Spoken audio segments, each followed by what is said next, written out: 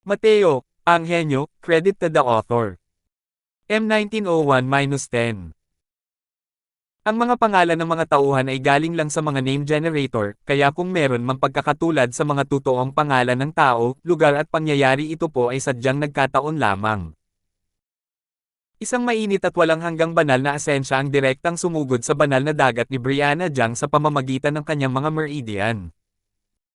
Ang patong ng selyong iyon ay nawasak na parang pagdurog sa mga tuyong dahon. Agad na muling napuno ng banal na diwa ang kanyang apat na paa at kamay at buto. Tumingin si Brianna kay Mateo, puno ng pagtataka. Ito ang natatanging selyo ni Carefree Grove. Kahit na may dumating na powerhouse ng Ninth Firmament Celestial Deity, hindi rin niya kayang paalisin ang selyong ito. Paano mo nagawa iyon? Ang mga lugar ng kasiyahan tulad ng Carefree Grove na kanilang nakuha ay karamihan ay mga babaeng cultivator mula sa napakataas na realm. Kung paano kontrolin ang mga babaeng cultivator na ito, may sarili silang mga pamamaraan. Ang selyong ito, natural na imposible para sa mga ordinaryong tao na basagin ito. Kahit na may dumating na panauhin mula sa Ninth Firmament Celestial Deity, imposibleng gustuhin pa rin nilang basagin ang kanilang selyo. Pero winasak ito ni Mateo na parang pagdurog sa isang tuyong sanga. Seal lang. Hindi naman malaking bagay yan, sige na, nakangiting sabi ni Mateo. Natigilan si Brianna, ngunit umiling siya at sinabing, hindi tayo maaaring lumabas. Ang City Lord Manor ay nasa likod ng Carefree Grove, at ang lugar na ito ay may tuktok ng Ninth Firmament Celestial Deity na pumipigil sa kuta. Walang sino man ang makakapag-alis ng mga tao mula sa lugar na ito. Sa mga kabisera ng imperyo, ang mga powerhouse ng True God ay pawang mga nilalang na napakamalayo. Para sa ganitong uri ng pangkaraniwan na gawain, natural na walang mga makapangyarihang True God na makakagawa nito. Sa katotohanan, kayang-kaya ng supulan ng mga Peak Ninth Firmament Celestial Deities ang karamihan ng mga tao. Bukod pa rito, ang City Lord Manor ang nasa likod ng Carefree Grove, ilan ang naglakas loob na maging bastos dito. Pero ngumiti si Mateo at sinabing, kung gusto kitang ilabas, walang makakapigil. Pagkatapos magsalita, wala na siyang pakialam kung papayag o hindi si Brianna, hinailan na lang siya palabas ng pinto. Langit-ngit. Pagkabukas pa lang ng pinto, 5 matipunong lalaki na ang nakaharang sa labas. Tumingin ang ginang kay Mateo at mayabang na sinabi, alam ko pong walang magandang intensyon si Sir na hanapin ang babaeng ito. Kung magsasaya kayo rito, malugod itong tinatanggap ng aming Carefree Grove. Pero kung gusto ninyong mag-iwan mga tao, malaking bawal iyon. Sir, maging maingat po kayo. Sumulyap si Mateo sa ginang at malamig na sinabi, gusto kong tabyusan ang kalayaan ni Miss Brianna, magsabi ng presyo.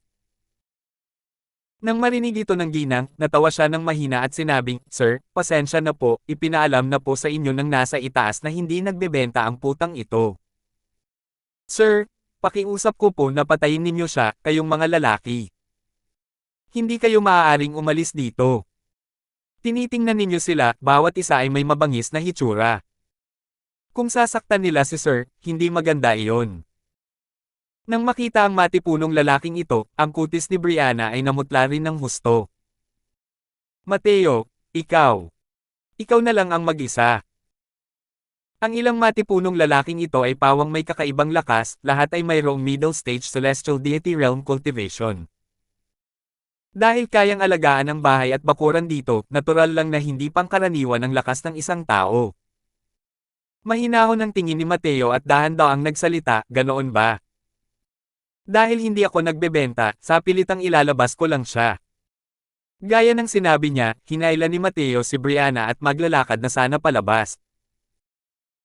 Naubos din ng tuluyan ang pasensya ng ginang sa sandaling ito, at sinabi sa isang mabangis na boses, kung tatanggi kang mag-toast para lang uminom at mawala ng gana, talo mo ako.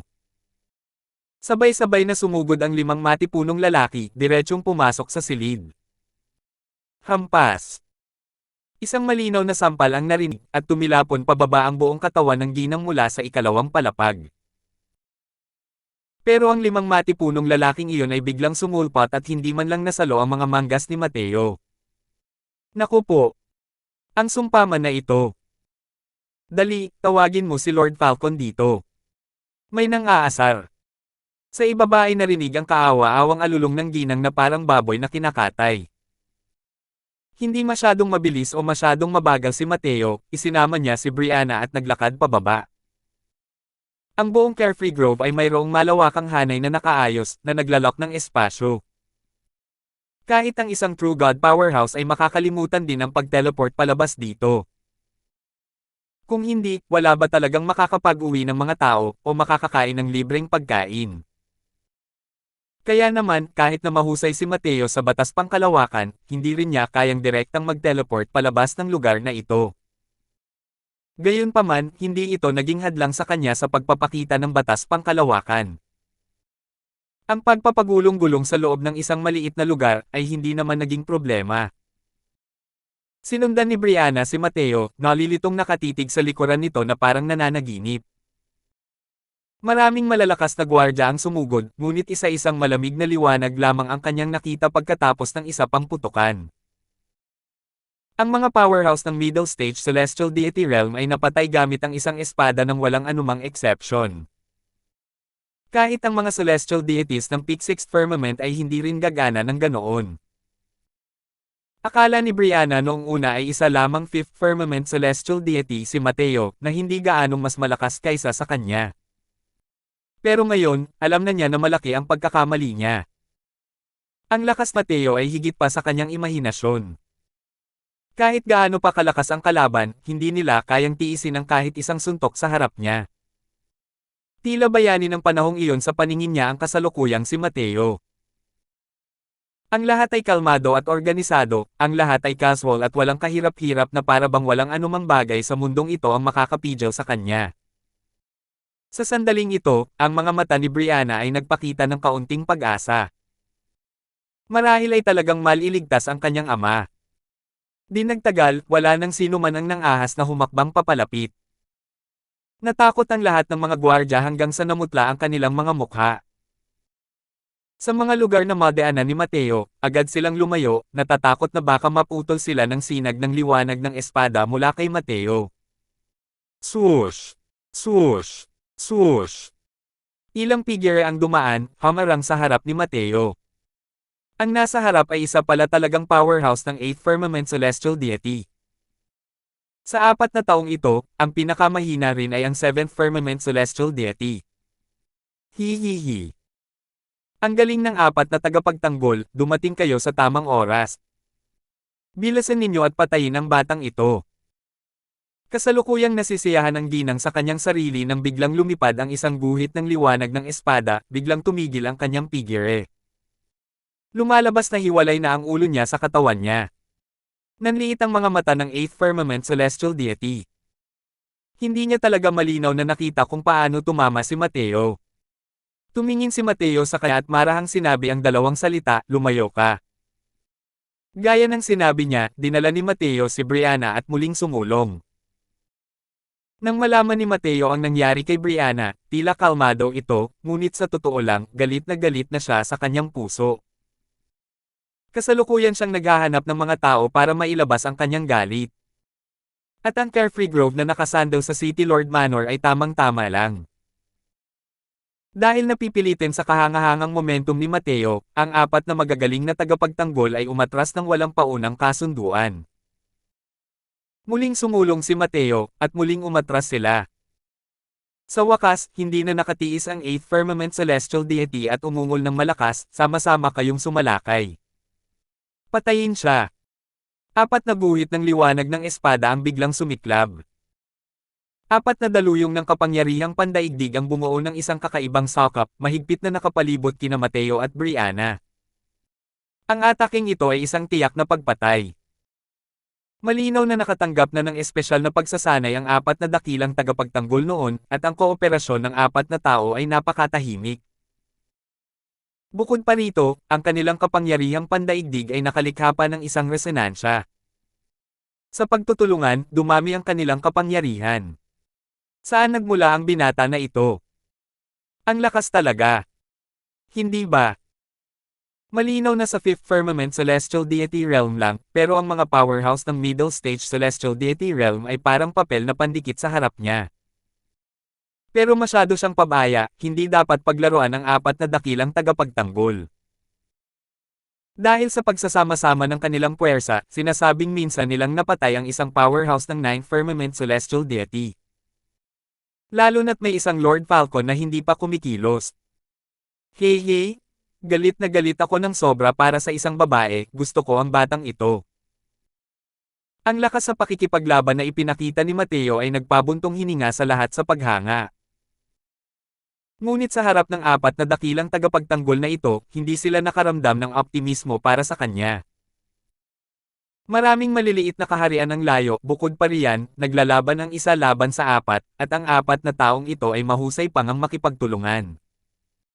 Kahit paano tingnan, wala ring tsansa si Mateo na manalo. 1902. Isang malamig na liwanag ang kumislap at naglaho, kasabay ng pagtalsik ng dugo. Ang leeg ng isa sa apat na dakilang tagapagtanggol ay mayroon ng malaking sugat na nabuksan, at walang tigil ang pagtalsik ng sariwang dugo. Mukhang hindi na niya kayang mabuhay pa.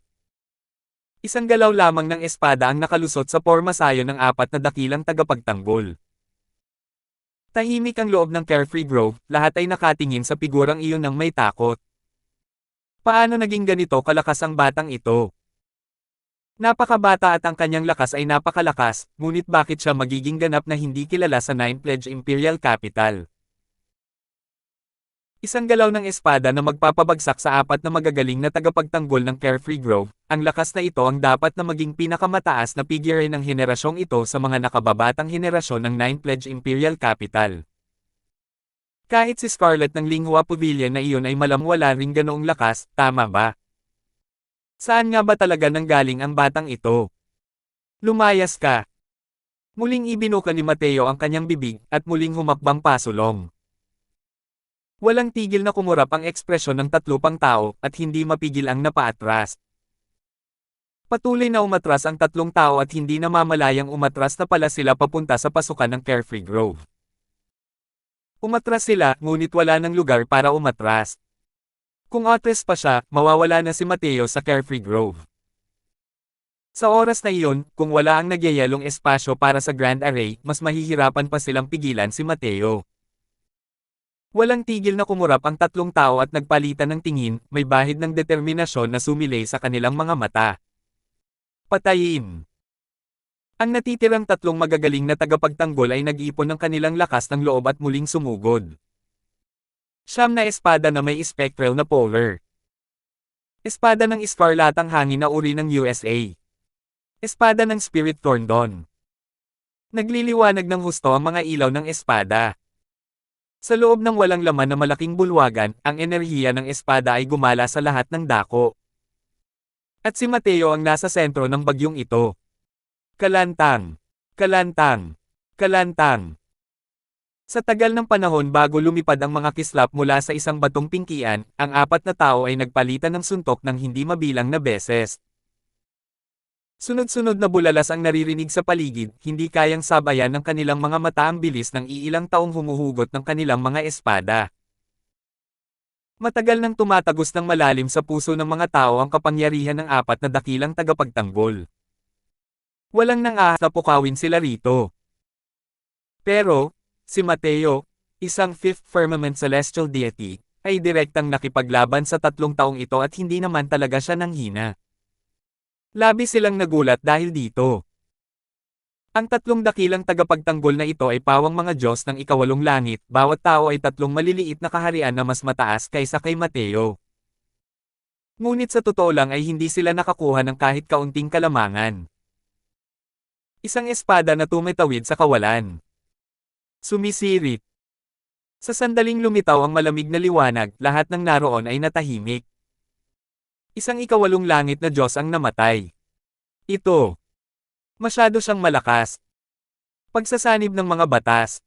Batas pangkalawakan. Isa itong walang kapantay na henyo. Saan nga ba nagmula ang batang ito? Hindi pa naririnig ang ganitong klaseng karakter sa Nine Pledge Imperial Capital. Sa isang kisap mata, 2 sa 4 na dakilang tagapagtanggol ang natanggal. Masyadong matindi ang pagkabigla na idinulot nito sa lahat. At ipinakita rin ng espadang ito ang lubos na pag-unawa ni Mateo sa batas, ang kagandahan at anyo nito. Sa wakas ay nalaman na nila kung bakit napakalakas ng lakas ni Mateo. Ang dalawang natitirang tao sa apat na dakilang tagapagtanggol ay tumingin kay Mateo ng may takot, gulat na hindi makapagsalita. Ang espadang iyon ngayon lang, kahit kanino pa ito pinakawalan ni Mateo, wala silang kapangyarihang harangan ito. Hinailan ni Mateo si Brianna at naglakad muli palabas ng pinto. Paano pa kaya ito napigilan ng dalawang natitirang tao? Hindi sinasadyang umatras sila sa isang tabi at automatikong nagbukas ng daan. Walang ekspresyon ng kasalukuyang Brianna. Ang maikling distansya na ilang libong talampakan ay nagbigay sa kanya ng pakiramdam na parang nananaginip siya. Inaakay siya ni Mateo nang wala sa sarili, naglalakad papunta sa labas ng pinto. Nasa unahan namin ang pintuan ng Carefree Grove, ilang hakbang lang ang layo. Bigla, isang patong ng alon ang lumitaw sa kalawakan, isang figure ang lumitaw sa harap ng lahat. Malamig ang tingin ng isang lalaking nasa katanghaliang gulang na nakaabong damit, sumusulyap kay Mateo, at tiningnan ang dalawang dakilang tagapagtanggol. Pangit ang ekspresyon ng isa sa mga tagapagtanggol habang sinasabi niya, "El Lord Falcon. Hindi mo man lang kayang harapin ang isang fifth firmament celestial deity, bumalik ka at tumanggap ng parusa." Malamig na sabi ni Falcon. Pangit ang ekspresyon ng tagapagtanggol na iyon nang sabihin niya, mahal na kamahalan, kami." Sumanghel si Falcon ng malamig at agad siyang pinutol. "Anong kalokohan ang sinasabi mo? Ayaw mong tanggapin." "Tinatanggap ko na," pangit ang ekspresyon ng tagapagtanggol habang sinasabi niya. Kakaiba ang mga mukha ng lahat sa paligid. Malinaw sa kanilang lahat na ang bagay ngayon ay hindi talaga maaaring isisi sa apat na dakilang tagapagtanggol. Pero malinaw na walang pakialam si Falcon sa mga ito. Tiningnan lang niya ang resulta.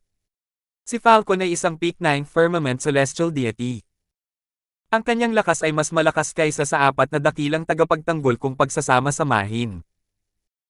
Sa 9 Pledge Imperial Capital nito, kung hindi lilito ang True God Realm, halos kaya niyang lampasan ang lahat. Sa loob ng maraming taon, pinanghahawakan niya ang kuta sa Carefree Grove, wala pang anumang pagkakamaling nangyari noon, siya ang karayom na nagpapatatag sa dagat ng Carefree Grove. Kahit na magdulot ng gulo ang isang 9th Firmament Celestial Deity, hinarap niya pa rin ito. Dahil dito, lumaki ang usapin na ikinagulat talaga ni Lord Falcon. Mukhang hindi na maaayos ang usapin ngayon. Hey! Ang lakas ni Lord Falcon ay pambihira, ang batang ito ay masyadong pabaya. Sayang, mayroon ng ganitong lakas sa murang edad pero kailangan pang mamatay dito. Oo, gamit ang lakas niya, kung gusto niya talagang makatakas ng walang kahirap-hirap, matagal na sana siyang sumugod. Pero pinipilit pa rin niyang maglakad ng matagal, nagkamali siya ngayon. Alam ng mga taong madalas pumunta sa Carefree Grove ang kahangahangang reputasyon ni Falcon. Walang nang-ahas na manggulo sa Carefree Grove dahil alam nilang lahat na si Lord Falcon ang kuta sa lugar na ito. Sumanghel si Falcon ng malamig, inikot ang kanyang ulo para tingnan si Mateo, at magsasalita na sana, ngunit narinig niya si Mateo na malamig na nagsabi, "Umalis ka." Nagulat si Falcon at napangisi, "Napaka-arrogant mong batang to, hindi mo ba iniisip na pareho lang ako sa mga basurang to?" Tiningnan siya ni Mateo at malamig na sinabi, "Hindi ka naiiba sa kanila. Kung hindi ka mawawala, kailangan mo ring mamatay." Gaya ng sinabi niya, hinailan ni Mateo si Brianna at muling nalakad pasulong. Tumawa ng malakas si Falcon nang marinig iyon at sinabing, "Walang ingat at bulag na nilalang, gusto kong makita kung paano mo ako papatayin." Pero sa oras na ito, isang serye ng mga asol na tato ang kumalat sa katawan ni Mateo, na pumutol sa buong espasyo. Banal na espasyo ng baka. Sa kasalukuyan, napakalapit ni Falcon kay Mateo, ang mga asul na disenyong iyon ang mabilis na bumuo at bumuo ng Divine Vestige Space. Kumabog ng mabilis ang puso ni Falcon, likas na nararamdaman na may mali, at likas na gustong kumawala sa mga gapos ng mga asul na disenyo. Gayunpaman, huli na ang lahat. Nanliit ang mga mata ni Falcon, walang kapantay na takot sa kanyang puso. Dahil natuklasan niya na hindi pala talaga siya kayang lumipat sa batas ng espasyo. Ang kanyang katawan ay nakakulong sa loob ng asul na espasyo. Putok. Bigla na lang, nagpakawala ng isang atake si Falcon. Gayunpaman, hindi man lang natinag ang asul na espasyo. Ang mga asul na disenyo ay lalong naging mas siksik at mas siksik, na sa wakas ay pumuno sa buong espasyo. Bibitawan mo ako. Sus Mariosep, bitawan mo ako. Sigaw ni Falcon sa kawalan ng pag-asa. Lumitaw ang figure ni Mateo, ang kanyang mga mata ay walang kapantay na lamig. Tumingin si Falcon kay Mateo at hindi niya napigil ang manginig. Ang mga matang iyon ay lumikha pa ng bakas ng lamig mula sa kaibuturan ng kanyang puso. Tiningnan siya ni Mateo at malamig na sinabi, binigyan na kita ng pagkakataon at sinabihan na kitang umalis, pero ikaw mismo ang hindi nagpahalaga nito. Kaya, humayo ka na at mamatay. Marahang itinuro ni Mateo ang isang daliri, direktang tumagos sa puso ni Falcon, sinira ang lahat ng kanyang sigla. Kumabog. Naglaho ang banal na labi, ang bangkay ni Falcon ay bumagsak sa lupa ng walang lakas. Ang paligid ay naging napakatahimik. Ang tagapag-alaga ni Carefree Grove, ang Peak 9 Firmament Celestial Deity na si Lord Falcon, ay talagang namatay ng ganito.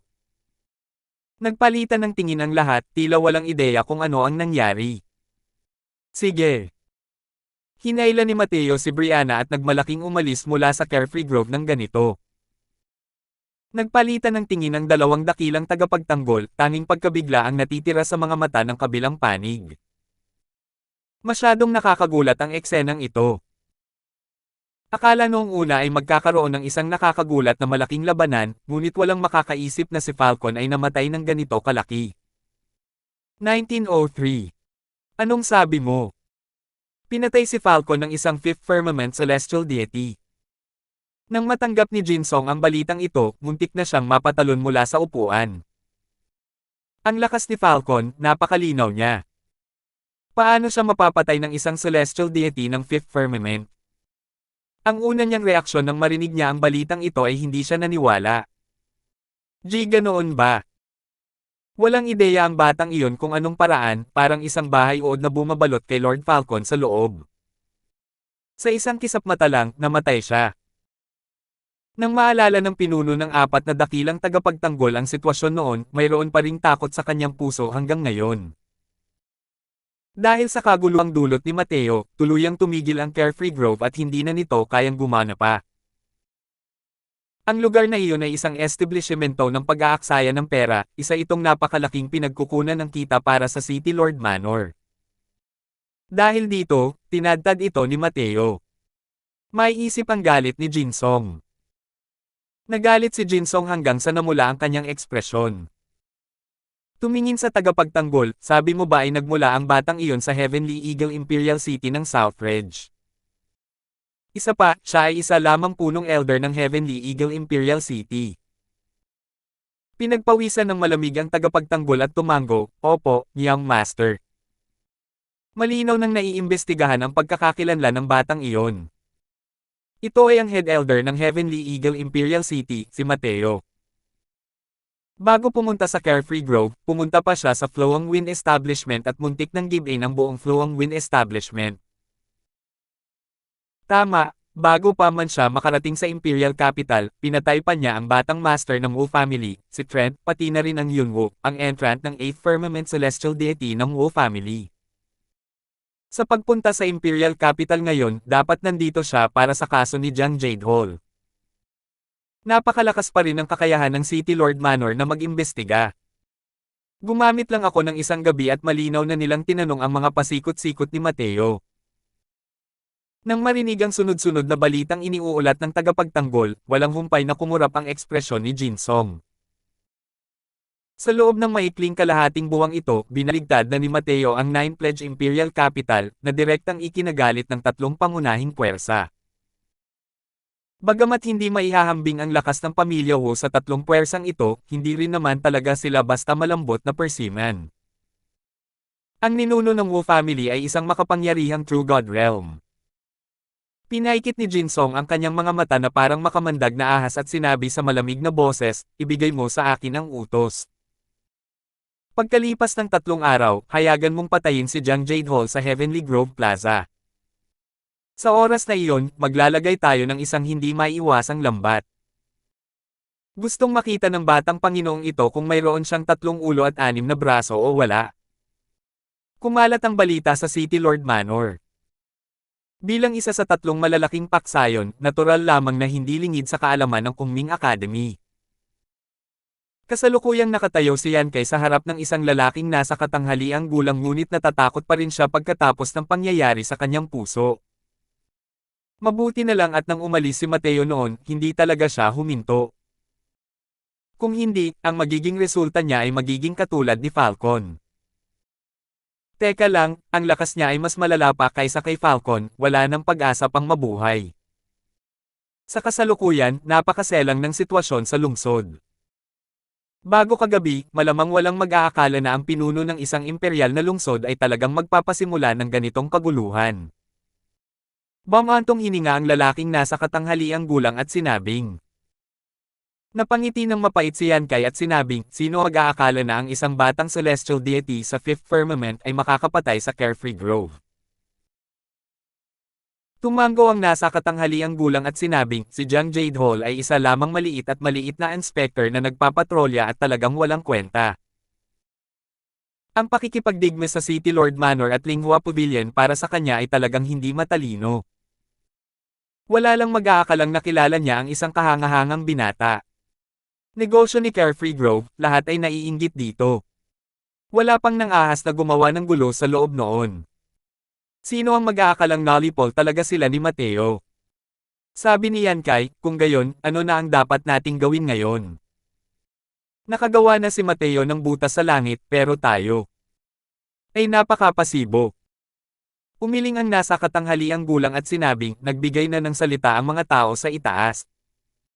Dapat protektahan si Jang Jade-Hall. Ang City Lord Manor at ang Linghua Pavilion ay sabik na kumilos. Ang batang ito ay may nakakatakot na talento, kaya tiyak na matutulungan niya tayo sa hinaharap. Kaya, kailangan nating bumawi sa nakaraang pagkakamali anuman ang mangyari.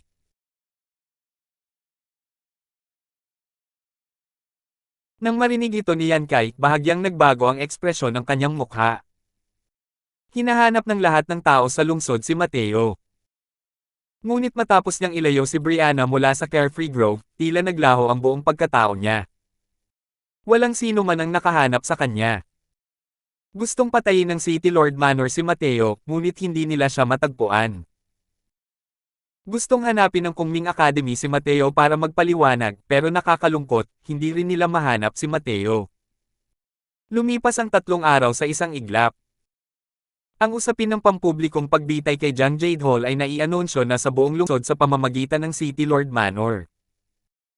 Nang makita niya muli ang liwanag, naramdaman ni Jang Jade-Hall na medyo tumatagos ito sa mata. Akala niya noong una ay mamamatay siya sa loob ng kulungan nang walang katiyakan ng ganoon lang, ngunit hindi niya inaasahan na para lang mapatay siya, gumawa ng ganito kalaking kaguluhan ang City Lord Manor. Biglang may lumapit na grupo ng mga tao sa harap. Nang makita ang taong iyon sa harap, bahagyang nanginig ang buong katawan ni Jang Jade-Hall. Ito mismo ang nagbintang sa kanya, dahilan para mabilanggo siya. Lumapit si Jinsong kay Jang Jade-Hall at sinabing mayabang, Jang Jade-Hall, nagtataka ka ba kung bakit ang pagpatay sa iyo, isang maliit at nagpapatrulyang inspector, ay magdudulot pa rin ng ganito kalaking gulo? Matagal nang parang abo ang puso ni Jang Jade-Hall, wala siyang pakialam kung paano siya namatay. Ang tanging inaalala niya ay ang kanyang anak na babae. Dahil matagal na naglilibot sa Nine Pledge Imperial Capital, natural lang na naunawaan ni Jang Jade-Hall ang kanyang sitwasyon. Isa lamang siyang sakripisyo sa laban ng mga matataas na opisyal. Sino ang makakaalam sa buhay o kamatayan ng isang maliit at pasaway na inspector? Huminga ng malalim si Jang Jade-Hall at tumingin kay Jinsong saka sinabing, Young Master Yu, si Jang Jade-Hall ay isang maliit na karakter lamang, kaya hindi nakakapanghinayang ang kamatayan. Sana lang ay hindi mo pahirapan ang anak ko. Hahaha. Tumawa ng malakas si Jinsong Yu at sinabing, paano ko matitiis na pahirapan si Brianna, ang aking Panginoong biyanan. Nanginig ang buong katawan ni Jang Jade-hol, habang nakatingin kay Jin Song nang may matinding takot at galit, at sinabi, "Ikaw. Anong ginawa mo sa kanya?" Tumingin si Jin Song kay Jang Jade-hol nang may ngiti na hindi naman talaga isang ngiti at sinabing, "Ano ang magagawa ko sa kanya? Pumunta siya para magmakaawa sa akin, magmakaawa na palabasin kita. Sabi ko, karne na inihain sa bibig ko, hindi ko mailuwa, di ba? Sok-sok? Hindi ko inaasahan na ikaw, isang bastos na lalaki, ang anak mo ay talagang kaakit-akit, talagang nakakaakit." Nagalit si Jang Jade-hol hanggang sa manginig ang buong katawan niya at sumigaw ng malakas, "Ikaw! Hayop! Hayop!" Inilabas ni Jang Jade-hol ang kanyang mga ngipin, umungol kay Jin Song, ngunit dalawang hanay ng luha ang umagos mula sa gilid ng kanyang mga mata. Ang puso niya ay kasalukuyang lubusan ng nadurog. Pero tumawa si Jin Song ng masayang masaya. Tinapik niya ang balikat ni Jang Jade-hol at sinabing, "Huwag kang magmadali. May magandang balita pa akong sasabihin sa iyo. May dumating para iligtas ka." Hindi na marinig ng kasalukuyang Jang Jade-hol ang mga salita ni Jang Jade-hol. Ang kanyang isipan ay puno ng imahe ng kanyang anak na babae na pinapahiya, labis na napupuot sa kanyang puso, at labis ding nasasaktan. Nang makitang walang reaksyon si Jang Jade-hol, nakangiting tanong ni Jin Song, "Kilala mo si Mateo, di ba?" Nang marinig ang eksenang ito, nanginig ang buong katawan ni Jang Jade-hol, sa wakas ay bumalik na sa dati ang kanyang mga mata, habang nakatingin kay Jin Song nang may hindi makapaniwalang tingin. "Ikaw! Sinasabi mo bang bumalik na si Mateo?" Tumanggaw si Jin Song at sinabing, "Hindi lang siya bumalik, iniligtas pa niya ang anak mo mula sa Carefree Grove." "Nagulat ka ba? Si Carefree Grove? Paano nangyari iyon?" Nanliit ang mga mata ni Jang Jade-hol, agad na nag-isip ng maraming bagay. Pero, nang marinig na nailigtas ang kanyang anak na babae, nakaramdam din ng ginhawa si Jang Jade-hol. Pero di nagtagal, nagbago ang kanyang mukha, nakatingin kay Jin Song nang may galit, at nagngangalit ang kanyang mga ngipin sa puot. 1904. Ikaw! Gusto mo akong patayin sa publiko para maakit si Mateo palabas? Galit na sabi ni Jang Jade-hol. May pagmamalaking tingin si Jin Song habang nakangiting sinasabi, "Hindi ka tanga, ang bilis mong naintindihan." Ngayon, nakapag-ayos na ang City Lord Manor ng tatlong eksperto sa True God Realm para mag-abang sa paligid ng lugar ng pagbitay. Sa sandaling lumitaw siya, sabay-sabay na aatake ang tatlong magagaling na powerhouse ng True God Realm. Ano kaya ang magiging resulta niya? Hahaha. Labis na nagulat si Jang Jade-hol sa kanyang puso. Para harapin si Mateo, ang City Lord Manor ay nagpadala ng tatlong True God Realm powerhouses. Ang lakas ni Mateo ay talagang napakalakas na sa ganoong antas. Ilang daang taon pa lamang ang nakalipas, ang paglaki ni Mateo ay lubos na lumampas sa kanyang imahinasyon. Pumasok si Mateo nang walang ingat sa lungga ng dragon, isang lungga ng tigre ng mag-isa upang iligtas siya at si Brianna. Labis ang kanyang pagkaantig sa niyang puso. Dahil dito, naging napakahalaga ang pangako niya kay Mateo. Maliban na lang, itong si Jin Song ay walang hiya sa paggawa ng mga bagay-bagay, patas man o masama. Kung padalos-dalos siyang dumating upang iligtas siya, hindi ba't mawawalan siya ng kabuluhan? Kung iisipin hanggang dito, ang galit niya kay Jin Song ay mas maituturing na parang isang alon na humahampas sa langit. Ikaw! Kasuklam-suklam! Walang hiya! Jin Song, kahit na ako, si Jang Jade-hol, ay maging multo, hindi rin kita papakawalan. Naggalit ang mga ngipin ni Jang Jade-hol sa puot, ginagawa ang lahat ng kanyang makakaya, gustong kumawala sa mga kadena. Nakakalungkot lang na ang cade ng ito ay gawa sa banal na metal na kulay lilang ginto. Nakalimutan mo na ang kanyang banal na dagat ay selyado, kahit normal lang, imposibleng makawala rin. Maging multo. Hehe, kailangan mo rin ng pagkakataong maging multo. Ilabas mo siya.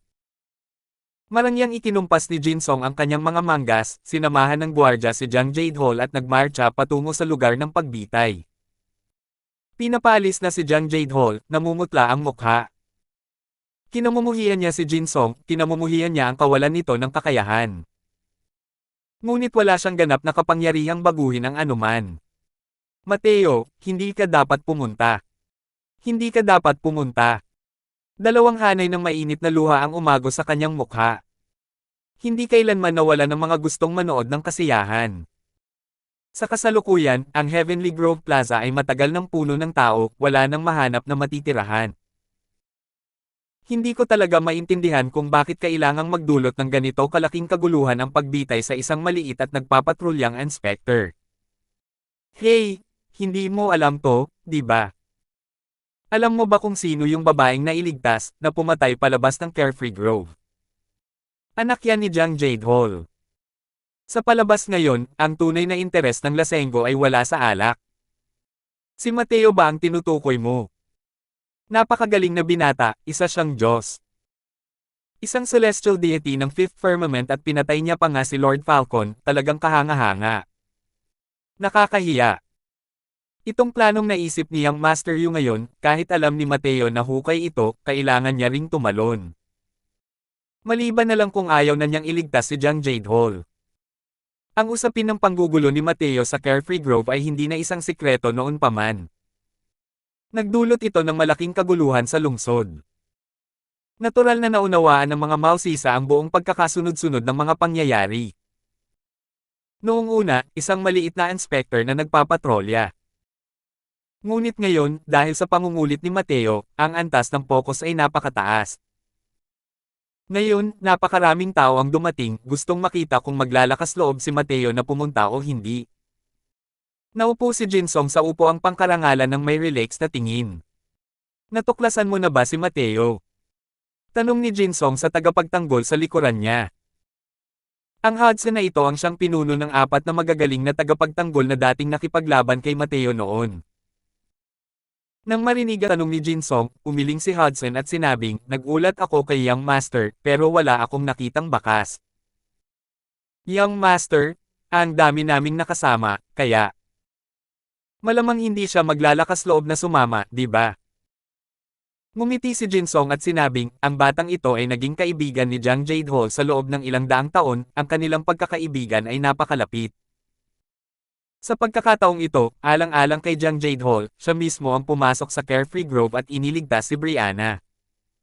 Makikita kung gaano niya kahalaga ang pagtingin kay Jiang Jade Hall. Kaya naman, walang paraan para hindi siya pumunta. Ipagpatuloy mo ang pagsisiyasat. Kapag natuklasan mo na ang kanyang bakas, huwag kang kumilos ng padalos-dalos at alertuhan ang kalaban.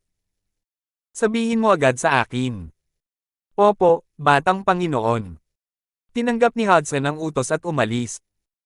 Para mahuli si Mateo, naglatag si Jinsong ng isang hindi maiiwasang lambat ngayon. Ngayon, ang mga gwardya ng lungsod na naruroon ay pawang mga elit sa mga elit. Hindi lamang ang kanilang mga lakas ay kahanga-hanga, kundi ang lakas ng kanilang pinagsamang mga atake ay napakalakas din. Bukod dito, nagdala pa siya ng ilang mga late-stage celestial deity realm powerhouses, na nakakalat sa lahat ng direksyon ng plaza. Sa sandaling lumitaw si Mateo, ang siksik at malaking sapot na ito ay direktang susunggab kay Mateo at papatayin siya. Kung tungkol naman sa tatlong powerhouse ng True God Realm, nakatago rin sila sa iba't ibang bahagi ng plaza sa oras na ito. Sa tatlong tunay na Diyos na ito, mayroong dalawang tunay na Diyos ng unang kalawakan at isang tunay na Diyos ng pangalawang kalawakan. Makikita kung gaano niya kataas ang pagtingin kay Mateo. May lubos siyang tiwala na hanggat maglalakas loob si Mateo na magpakita ng mukha, hindi siya makakatakas. Bigla, tatlong figure ang sumugod sa lugar ng pagbitay.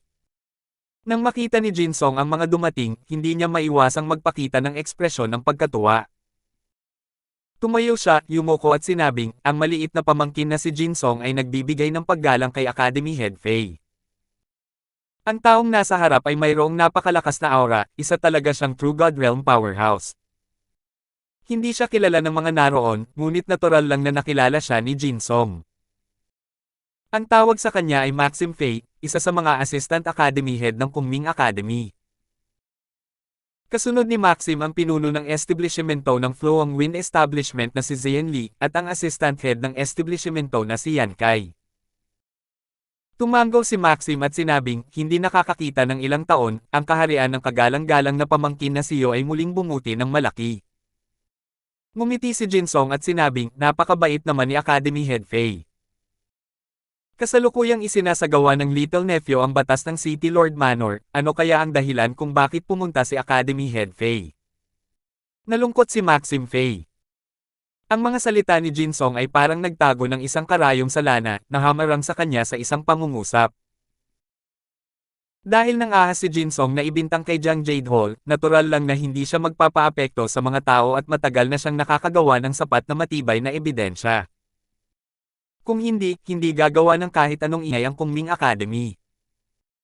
Malamig na sinabi ni Maxim, kagalang-galang na pamangkin niyo, si Jiang Jade Hall ay mula sa Kunming Academy. Maaari mo bang pagbigyan ng ating akademya at iligtas ang kanyang buhay? Tumawa si Jinsong nang marinig iyon at sinabing, hindi tama ang mga sinabi ng punong. Bahagyang kumunot ang noo ni Maxim, walang kapintasan ang mga sinabi ni Jinsong, wala siyang mahanap na anumang salitang maaaring pabulaanan. Bagamat ang Flowing Wind Establishment ang lugar kung saan pinamamahalaan ng Kunming Academy ang mga imperial na lungsod, ito ay masyadong mababa para ipakita sa publiko. Sa unang tingin, lahat ng mga lungsod ng imperyo ay nasa ilalim ng pangalan ng City Lord Manor. Kung ganoon, wala nang kalayaan para magmanyobra. Kung pilit ko siyang ilalabas. Unti-unting lumakas ang kahangahangang momentum sa katawan ni Maxim. Dumagsa ang nakakatakot na world power patungo kay Jinsong. Malinaw na galit na siya. Pero ayos lang si Jinsong habang nakangiti, ang emosyon ni Academy Head Fei. Natural lang na naiintindihan ito ng hamak na pamangkin. Ang batas ay batas, walang sino man ang maaaring lumabag dito, tama ba? Kung talagang kikilo si Academy Head Fei, natatakot ako na gagawa ng hakbang si Lord Father. Hindi iisipin ni Academy Head Fei na walang alam si Lord Father tungkol sa bagay na ito ngayon, tama ba? Nagbago ang ekspresyon ng mukha ni Maxim. Ang ama ni Jinsong ay natural na Panginoon ng lungsod na si Wendell, at ang kanyang lakas ay hindi maarok. Ginamit talaga ng punk na ito ang Panginoon ng lungsod para takutin siya. Akala ng Kunming Academy noong una ay dapat magpakitang gilas si Jinsong sa pamamagitan ng pagpapadala ng isang makapangyarihang True God para kumilos sa kanyang kakayahan. Sino ang mag-aakala na ang ugali ni Jinsong ay talagang napakadeterminado? Tumingin si Jinsong kay Maxim at sinabing may magaan na ngiti, Academy Head Fei, hindi naman sa ayaw magpakitang gilas ang hamak na pamangkin na ito, pero mas malakas ang batas kaysa sa lahat. Ang Kunming Academy ay bahagi rin ng Nine Pledge Imperial Capital, na lumilikha ng isang taksil na traidor, hindi ba dapat na panoorin ni Academy Head Fei ang pagbitay? 1905. Nagalit si Maxim hanggang sa manginig ang buong katawan niya, ngunit wala siyang magawa. Ang kanyang pagkakakilanlan ay pambihira. Kapag talagang gumawa siya ng hakbang, iyon ay isang malaking alitan sa City Lord Manor. Sumanghal ng malamig si Maxim, pinagpag ang kanyang mga manggas, at umalis. Ngunit hindi siya umalis. Umatras lamang siya sa isang tabi upang pagmasdan ang pagpatay mula sa gilid. Punong po. Bumantong hininga si Maxim at sinabing, hindi madaling harapin ang bagay na ito. Ang ating Kunming Academy ay nasa isang mapanganib na sitwasyon sa simula pa lang. Ang City Lord Manor ay malamang. Umaasa na mawawala ang lahat ng ating kagandahang asal sa kanila ngayon din. Sabi ni Zian Li, kung gayon. Paano naman si Mateo? Kung hindi natin ililigtas si Jiang Jade Hall, malamang na hindi niya ipagpapaliban ang usapin. Umiling si Maxim at sinabing, sana hindi siya padalos-dalos. Unti-unting lumipas ang oras, walang senyales ng pagdating ni Mateo. Medyo napagod si Jinsong sa paghihintay at malamig na sinabi, isagawa ang pagbitay. Malinaw na sinabi ng kanyang nasasakupan, tapos na ang oras, magsipag na kayo. Tinanggap ng Verdugo ang utos, nagdala ng kutsilyo, at lumapit kay Jiang Jade Hall. Ang lahat ng mga Verdugo ay gumamit ng mga espesyal na mahiwagang sandata upang maisigawa ang sentensyang kamatayan. Para sa mga may kapangyarihang divine daw, kahit putulin ang kanilang mga ulo, hindi rin sila mamamatay. Maliban na lang kung ang pag-unawa ng isang tao sa kapangyarihan ng mga batas ay napakalalim, nasisira sa lahat ng kanilang puwersa ng buhay, ganoon sila maaaring mamatay. Hindi masyadong malakas ang lakas ng Verdugo, natural lang na wala siyang ganitong kakayahang iyon. Biglang tumayo si Jinsong at sinabi sa malinaw na boses, Mateo, alam kong nandito ka. Hindi ka ba kahanga-hanga? Kaya bakit hindi ka nalang lumabas? O baka naman may gusto ka kay Brianna at siya lang ang iniligtas mo at hindi ang ama niya. Walang tapang na duwag, lumabas ka kung may kakayahan ka. Hindi ka pa rin lumalabas, patay na si Jiang Jade-Hall. Nagbago ang mukha ni Jiang Jade-Hall, at galit siyang sumigaw, Mateo, huwag kang lumabas. Salamat sa pagliligtas kay Brianna, wala na akong natitirang tali. Naglatag sila ng lambat na nakapalibot sa iyo, naghihintay lang sa iyong pagdating. Huwag kang lumabas. Isang bahid ng malupit na ngiti ang sumilay sa mga labi ni Jinsong. Ang mga salita ni Jiang Jade-Hall ay lalo lamang mag-uudyok kay Mateo na lumitaw. Nandito na ako. Sa oras na ito, biglang may narinig akong boses. Maliban na lang, masyadong malapit ang boses na ito na para bang nasa tabi lang ito ng kanyang tainga. Bigla, naramdaman ni Jinsong ang kirot ng kanyang anit. Isang napakalaking panganib ang bumalot sa kanyang puso at likas niyang gustong makatakas. Gayunpaman, huli na ang lahat. Isang figure ang biglang lumitaw sa tabi niya, at biglang bumalot sa kanya ang mga asol na linya. Sa pagplano laban sa mga walang bantay, paano siya mabibigyan ni Mateo ng pagkakataong makatakas? Nahulog si Jinsong sa Divine Vestige Space nang walang kahit kaunting pagkagulat. Hindi nagtagal, naglaho ang banal na espasyo ng mga baka. Isang espada ang itinutok sa leeg ni Jinsong.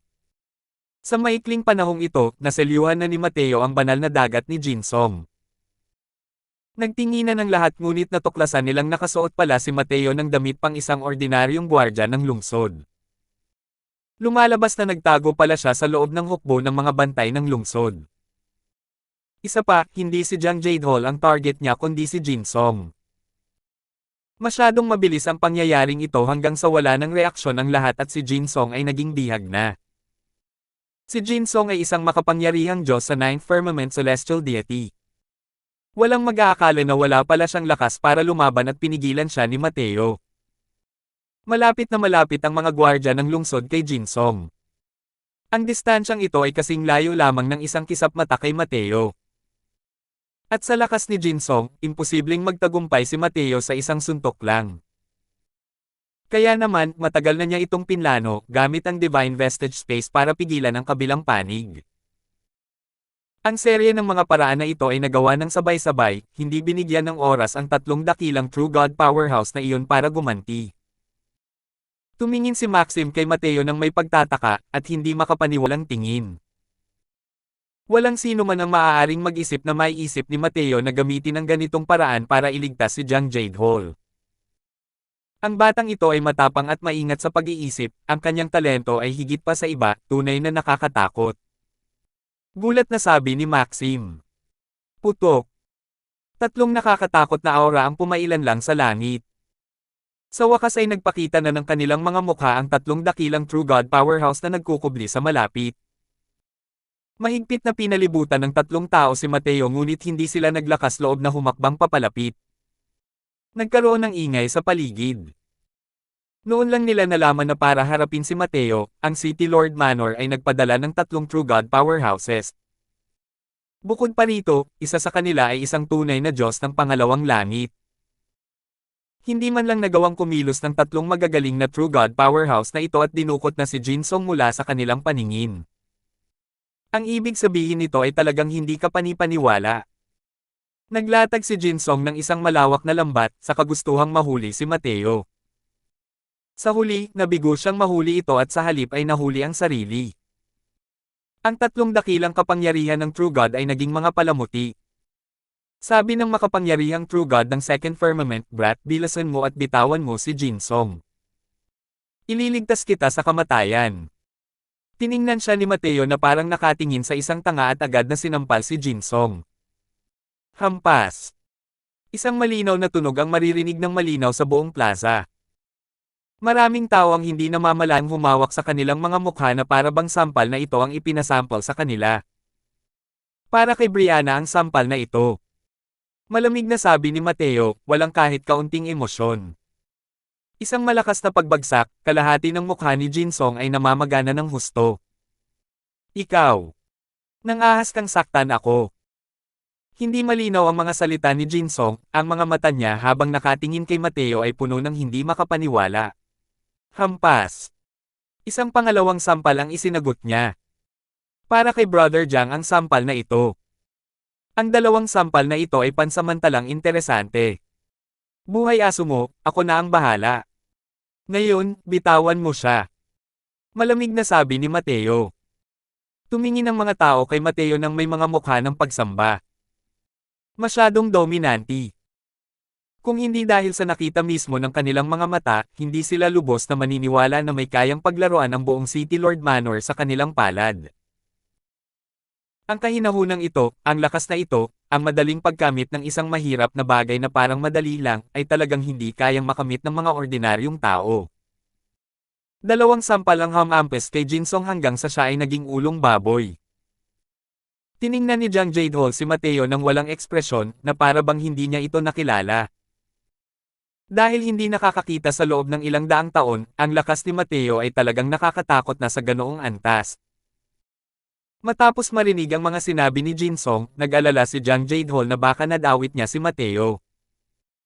Pero sino ang mag-aakala na si Mateo pala ay talagang gumanap ng ganito, na banihag si Jinsong. Mateo, hindi ka makakatakas. Malabong sabi ni Jinsong. Kung nandito ka, bakit hindi ako makakatakas? Malamig na sabi ni Mateo. Bibitiwan mo si Jiang Jadehol, paano kung patayin mo ako? Pwede ko siyang bitawan, pero kailangan mong sumumpa sa isang heavenly Dao oath na hindi mo talaga ako mapapatay. Sabi ni Jinsong. Tumango si Mateo at sinabing, pwede.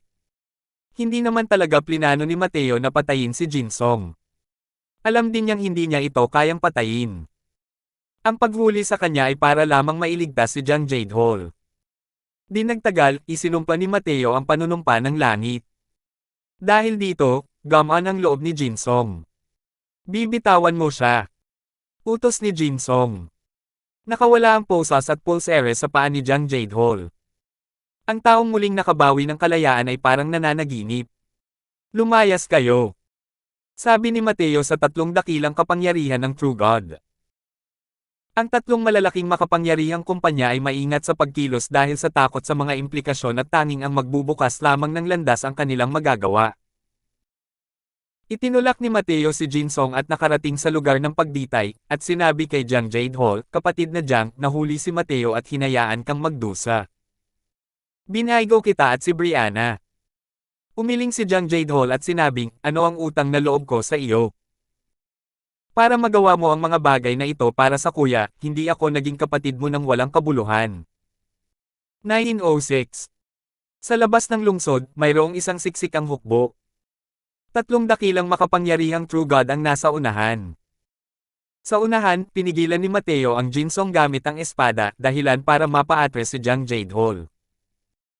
Bro, pinakawalan na natin siya at hindi mo pa rin siya binibitawan, hindi ka ba natatakot sa reaksyon ng Heavenly Dao? Sabi ng Second Firmament True God sa seryosong boses. Malamig na sabi ni Mateo, sinundan niyo lahat ang daan, hindi ba't para hintayin akong patayin pagkatapos ko siyang bitawan? Humph! Sa tingin mo ba makakatakas ka? Ang monghe ay makakatakbo, pero ang templo ay hindi makakatakbo. Maliban na lang kung baliwalain mo ang buhay at kamatayan ng Heavenly Eagle Imperial City. Sabi ni Jinsong nang may malamig na ngiti. Sumumpa na si Mateo ng isang panunumpa sa langit, kaya hindi siya natakot na hindi siya pakakawalan ni Mateo. Kaya naman, naging matapang at walang pigil din siya. Ang conclusion ni Mateo, matagal na itong iniimbestigahan ng City Lord Manor. Alam ni Jinsong na ang paggamit nito para takutin si Mateo ay tiyak na makakatulong. Sino ang mag-aakala na malamig na sumagot si Mateo, maaari kang magpadala ng mga tao para sirain ang Heavenly Eagle Imperial City, wala rin akong kapangyarihang pigilan ito. Pero, simula ngayon, kailangan mong panatilihing tensyonado ang iyong kaba. Kung hindi, baka balang araw, maging isang kaluluwa ka na lang sa ilalim ng aking espada. Lumungkot ang mukha ni Jinsong at sinabi niya sa malamig na boses, binabantaan mo ako. Alam mo ba kung gaano karaming True God powerhouses ang mayroon ng City Lord Manor ko? Kalmado pa rin si Mateo habang sinasabi niya, ipinapaliwanag ko lang ang isang katotohanan. Maraming mga powerhouse ng True God ang naroon ngayon, pero nabigo silang protektahan ka. Sa sandaling lumabas ang mga salitang ito, hindi lang si Jinsong, kundi pati na rin ang ilang malalakas na True God na iyon ay nailang din. Walang tigil na kumurap ang ekspresyon ni Jinsong. Takot na takot talaga siya. Parang anino na dumating at umalis si Mateo. Bukod pa rito, napakahusay niya sa batas pangkalawakan. Talagang imposibleng mag-ingat dito. Ang mas nakakatakot pa ay ang asul na espasyong iyon. Matapos siyang dalhin sa Divine Vestige Space ni Mateo, ang buong pagkatao niya ay walang lakas para labanan. Ang iba't ibang uri ng kapangyarihan ng batas na nahawakan niya ay tuluyang nawala ng bisa. Ang pakiramdam ng kawalan ng kapangyarihan ay nagdudulot pa rin sa kanya ng takot sa kanyang puso hanggang ngayon. Ayaw na niyang maranasan muli ang ganitong pakiramdam. Sa isiping araw-araw siyang sinusubaybayan ng isang kakaibang tao, hindi namamalayang nakaramdam si Jinsong ng kilabot sa kanyang likod. Naggalit si Jinsong sa poot at sinabing, ikaw. Ituring mo ang iyong sarili na walang awa. Burokratikong paglalaro at panlilinlang na gumagamit ng mga pukana at intriga, ito ang palaging kanyang talento, kay Jinsong. Hindi pa siya nabigo noon. Hindi niya inaasahan na ngayon, lahat ng kanyang mga pamamaraan ay nabasag ng misteryosong si Mateo. Labis siyang nabagabag dahil dito. Biglang gumalaw ang dulo ng kilay ni Mateo, at malamig niyang sinabi, simula nang dumating ka, bakit hindi ka na lang magpakita ng hayagan? Walang sumagot sa kanya. Laminggalinga ang mga bantay ng lungsod, ngunit wala silang makitang kahit anong figure at naisip pa nga nilang mali ang gamot na nak-e ni Mateo. Kahit ang ilang mga powerhouse ng True God ay nalilito rin. Nahawakan ni Mateo si Jinsong, bahagyang gumagalaw ang katawan nito, at lumitaw sa ibang lugar. Hindi pa rin ba lumalabas? Tanong ulit ni Mateo. Biglang lumitaw ang dalawang figure. Isang lalaking nasa katanghaliang gulang na nakaitim na roba at isang matandang lalaking nakaabong roba. Panginoon ng lungsod, kamahalan. Panginoong pinuno ng akademya. Sabay na sigaw sa gulat ng True God ng City Lord Manor Second Firmament at ni Maxim. Pagdating dito, natural na sumunod din si Maxim. Ang dalawang ito ay walang iba kundi ang Panginoon ng lungsod ng Nine Pledge Imperial Capital na si Wendell Yu, pati na rin ang pinuno ng akademya ng Kungming Academy na si Kungmin Lee. Tumingin si Kungmin kay Mateo, may bahid ng pagkagulat na sumilay sa kanyang mga mata nang sabihin niya, isang mabuting binata. Mukhang mas malakas ang iyong natamong kakayahan sa batas spatial kaysa sa inaakala ng pinuno ng akademya na ito. Lahat ay tumingin kay Mateo nang may labis na gulat. Labis silang nagtataka kung paano natuklasan ni Mateo ang dalawang matataas na figurang ito. Kailangang malaman ng isa, kahit ang mga True God powerhouse na iyon ay walang kaalam-alam tungkol sa pagdating ng 2 taong ito. Lalo na ang ilang mga powerhouse ng True God, gulat pa silang tumingin kay Mateo. Natuklasan ni Mateo sina Wendell at Kungmin, ngunit hindi nila nagawa. Ipinapakita nito na ang mga nagawa ni Mateo sa batas pangkalawakan ay higit na mataas kaysa sa kanila. Pero si Mateo ay isa lamang Fifth Firmament Celestial Deity. Hindi pinansin ni Mateo si Kungmin.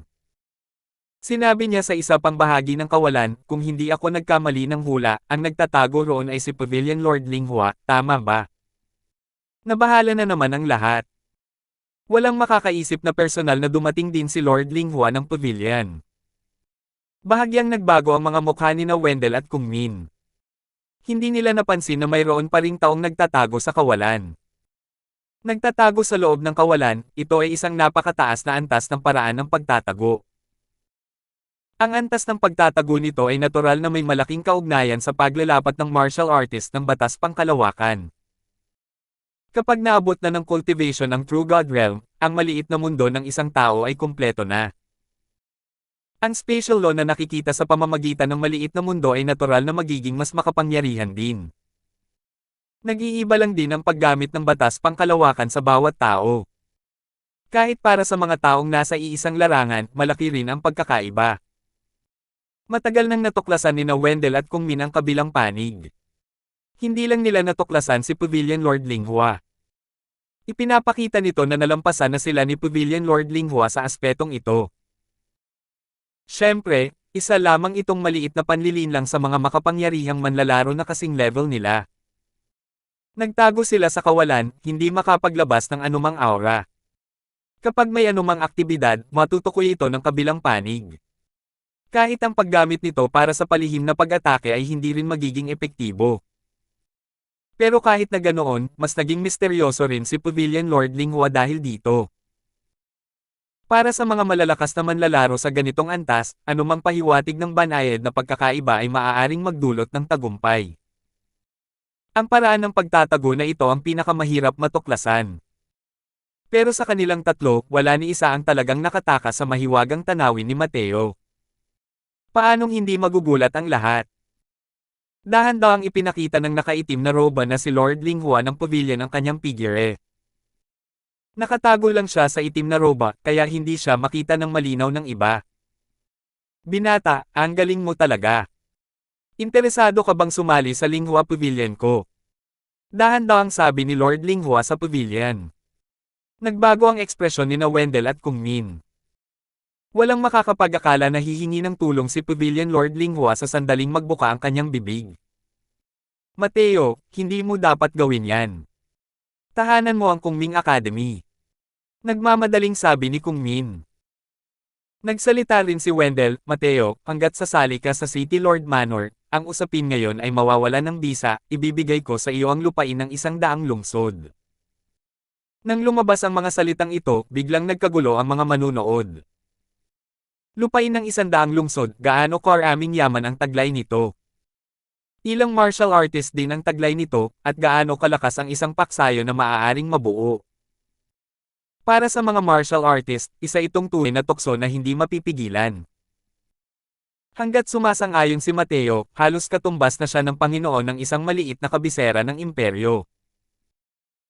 Akala nila noong una ay ang tatlong magagaling na makapangyarihang nilalang ang lalabas para makipagdigma kay Mateo, pero hindi nila inaasahan na ganito pala talaga ang sitwasyon.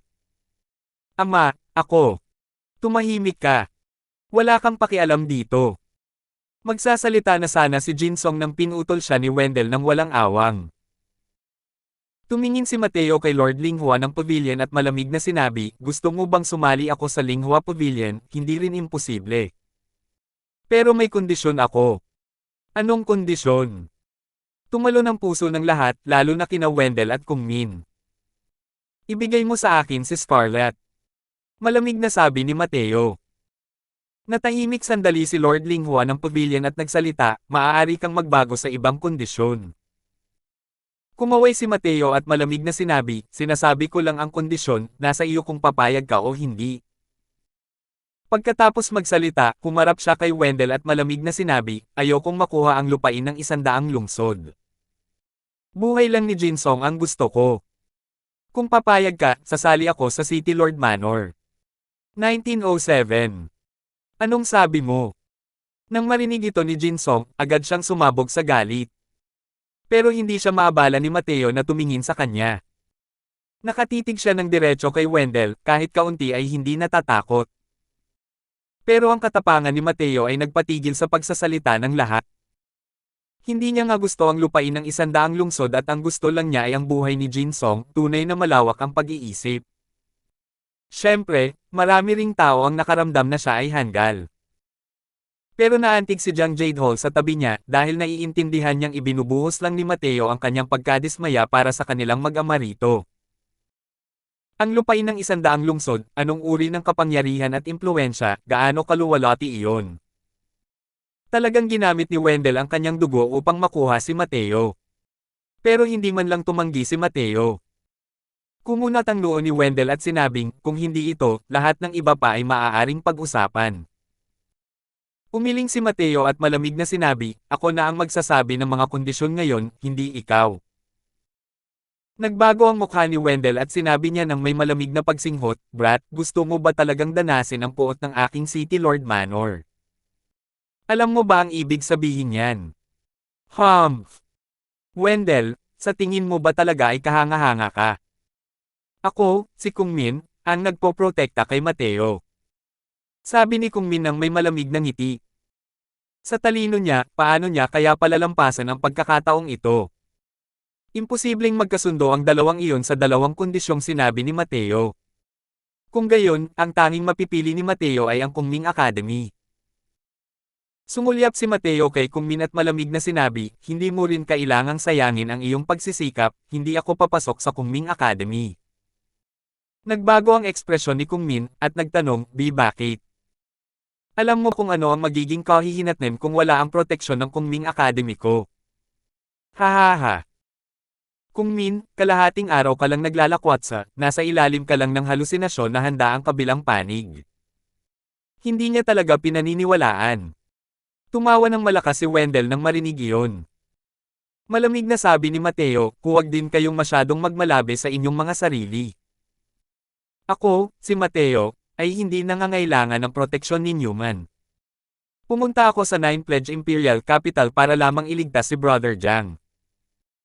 Ngayong tapos na ang bagay na ito, hindi na ako maaaring mag-abala pang makialam sa mga bagay-bagay sa pagitan ninyo." Natahimik ang paligid, lahat sila ay natigilan sa sinabi ni Mateo. Mayabang. Masyadong mayabang. Sa harap ng isang grupo ng mga True God Powerhouse, naglakas loob si Mateo na sabihin ang ganitong uri ng mga salita, isa lamang itong panliligaw sa kamatayan. May problema ba sa ulo ang batang ito, o talagang may mga bagay siyang umaasa? Sa lupain ng kabisera ng imperyo, ang mga powerhouse ng True God ay parang mga soberanong nilalang. Hindi talaga nila iniisip na malaking bagay ang kanilang mga sarili. Ang ganitong uri ng salita ay isa lamang mataas na pagtataksil. At siya mismo ay isa lamang maliit na fifth firmament celestial deity. Nagulat ang tatlong magagaling na makapangyarihan nang marinig nila ito. Agad na tumawa ng malakas si Wendell at sinabing, "Brat, kilala mo ba kung sino ang kausap mo?" Malamig na sumagot si Mateo, "Alam ko naman." Tumawa si Wendell sa sobrang galit at sinabing, "Sige, gusto ng upuan na ito na makita kung gaano kalakas ang kumpiyansa mo para sabihin ang ganitong uri ng mga salita." Walang makakapag-akala na dahan-daang tumango si Mateo at sinabing, "Subukan mo." Gaya ng sinabi niya, itinulak ni Mateo si Jinsong, diretso itong natamba palabas. Natigilan ang lahat, ibinabalik ba ni Mateo ang bihag sa kalaban? Paano sila lalaban? Mabilis na kumilos ang isang True God Powerhouse ng City Lord Manor at naabutan si Jinsong.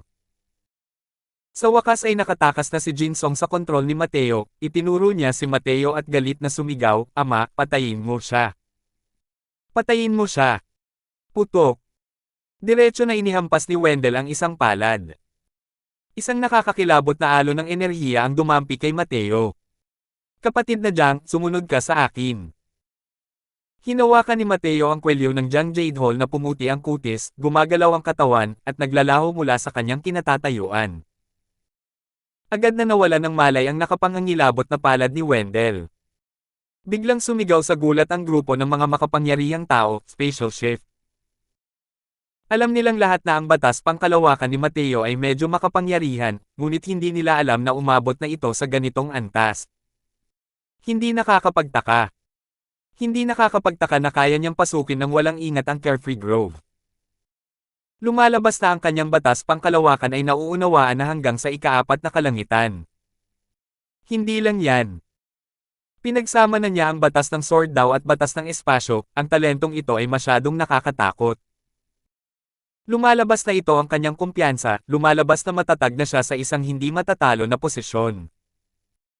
Sa gitna ng sunod-sunod na hiyawan, muling lumitaw ang figure ni Mateo. Ang lugar kung saan siya nakatayo ay maganda sa pagitan ng tatlong magagaling na makapangyarihang lugar. Ang pag-aayos kanina, sa totoo lang, matagal nang pinagplanuhan ni Mateo.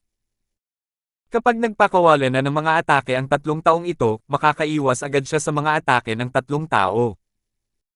Kung hindi, paano niya may lalagay ang sarili niya sa isang mapanganib na sitwasyon? Kaya naman, nang pinakawalan ni Wendell ang kanyang atake, naiwasan ito ni Mateo sa unang sandali.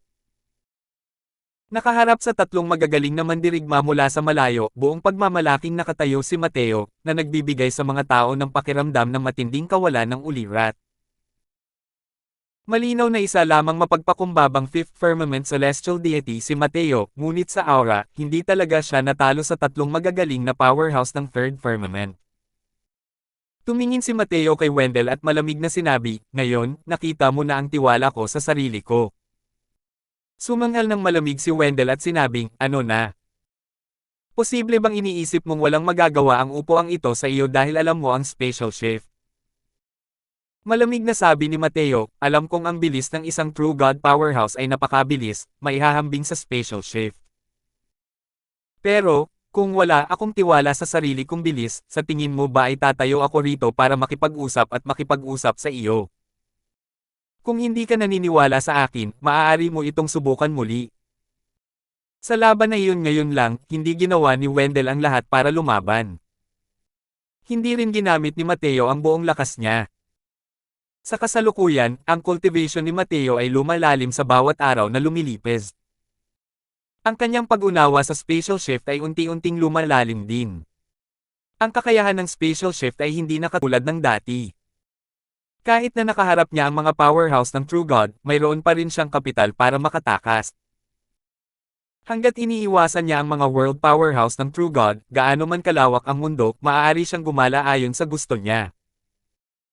Siyempre, kung hindi sapat ang espasyo para ipakita ito, kapag nahulog siya sa world domain ng isang True God powerhouse, mapapahamak siya. Kaya naman, banihag niya si Jinsong at umatras palabas ng lungsod. Ito ay upang maiwasan ang mga nasasakupan ng mundo ng mga makapangyarihang True God na ito. Ang lahat ay nasa loob ng kanyang mga kalkulasyon.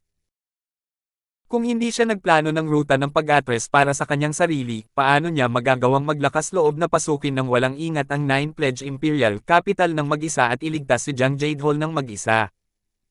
Namumula ang ekspresyon ni Wendell. Nakakahiya na ito kaya't siya, isang mataas na middle stage True God, ay kumilos, at hindi pa rin kayang pabagsakin ang isang maliit na Fifth Firmament Celestial Deity.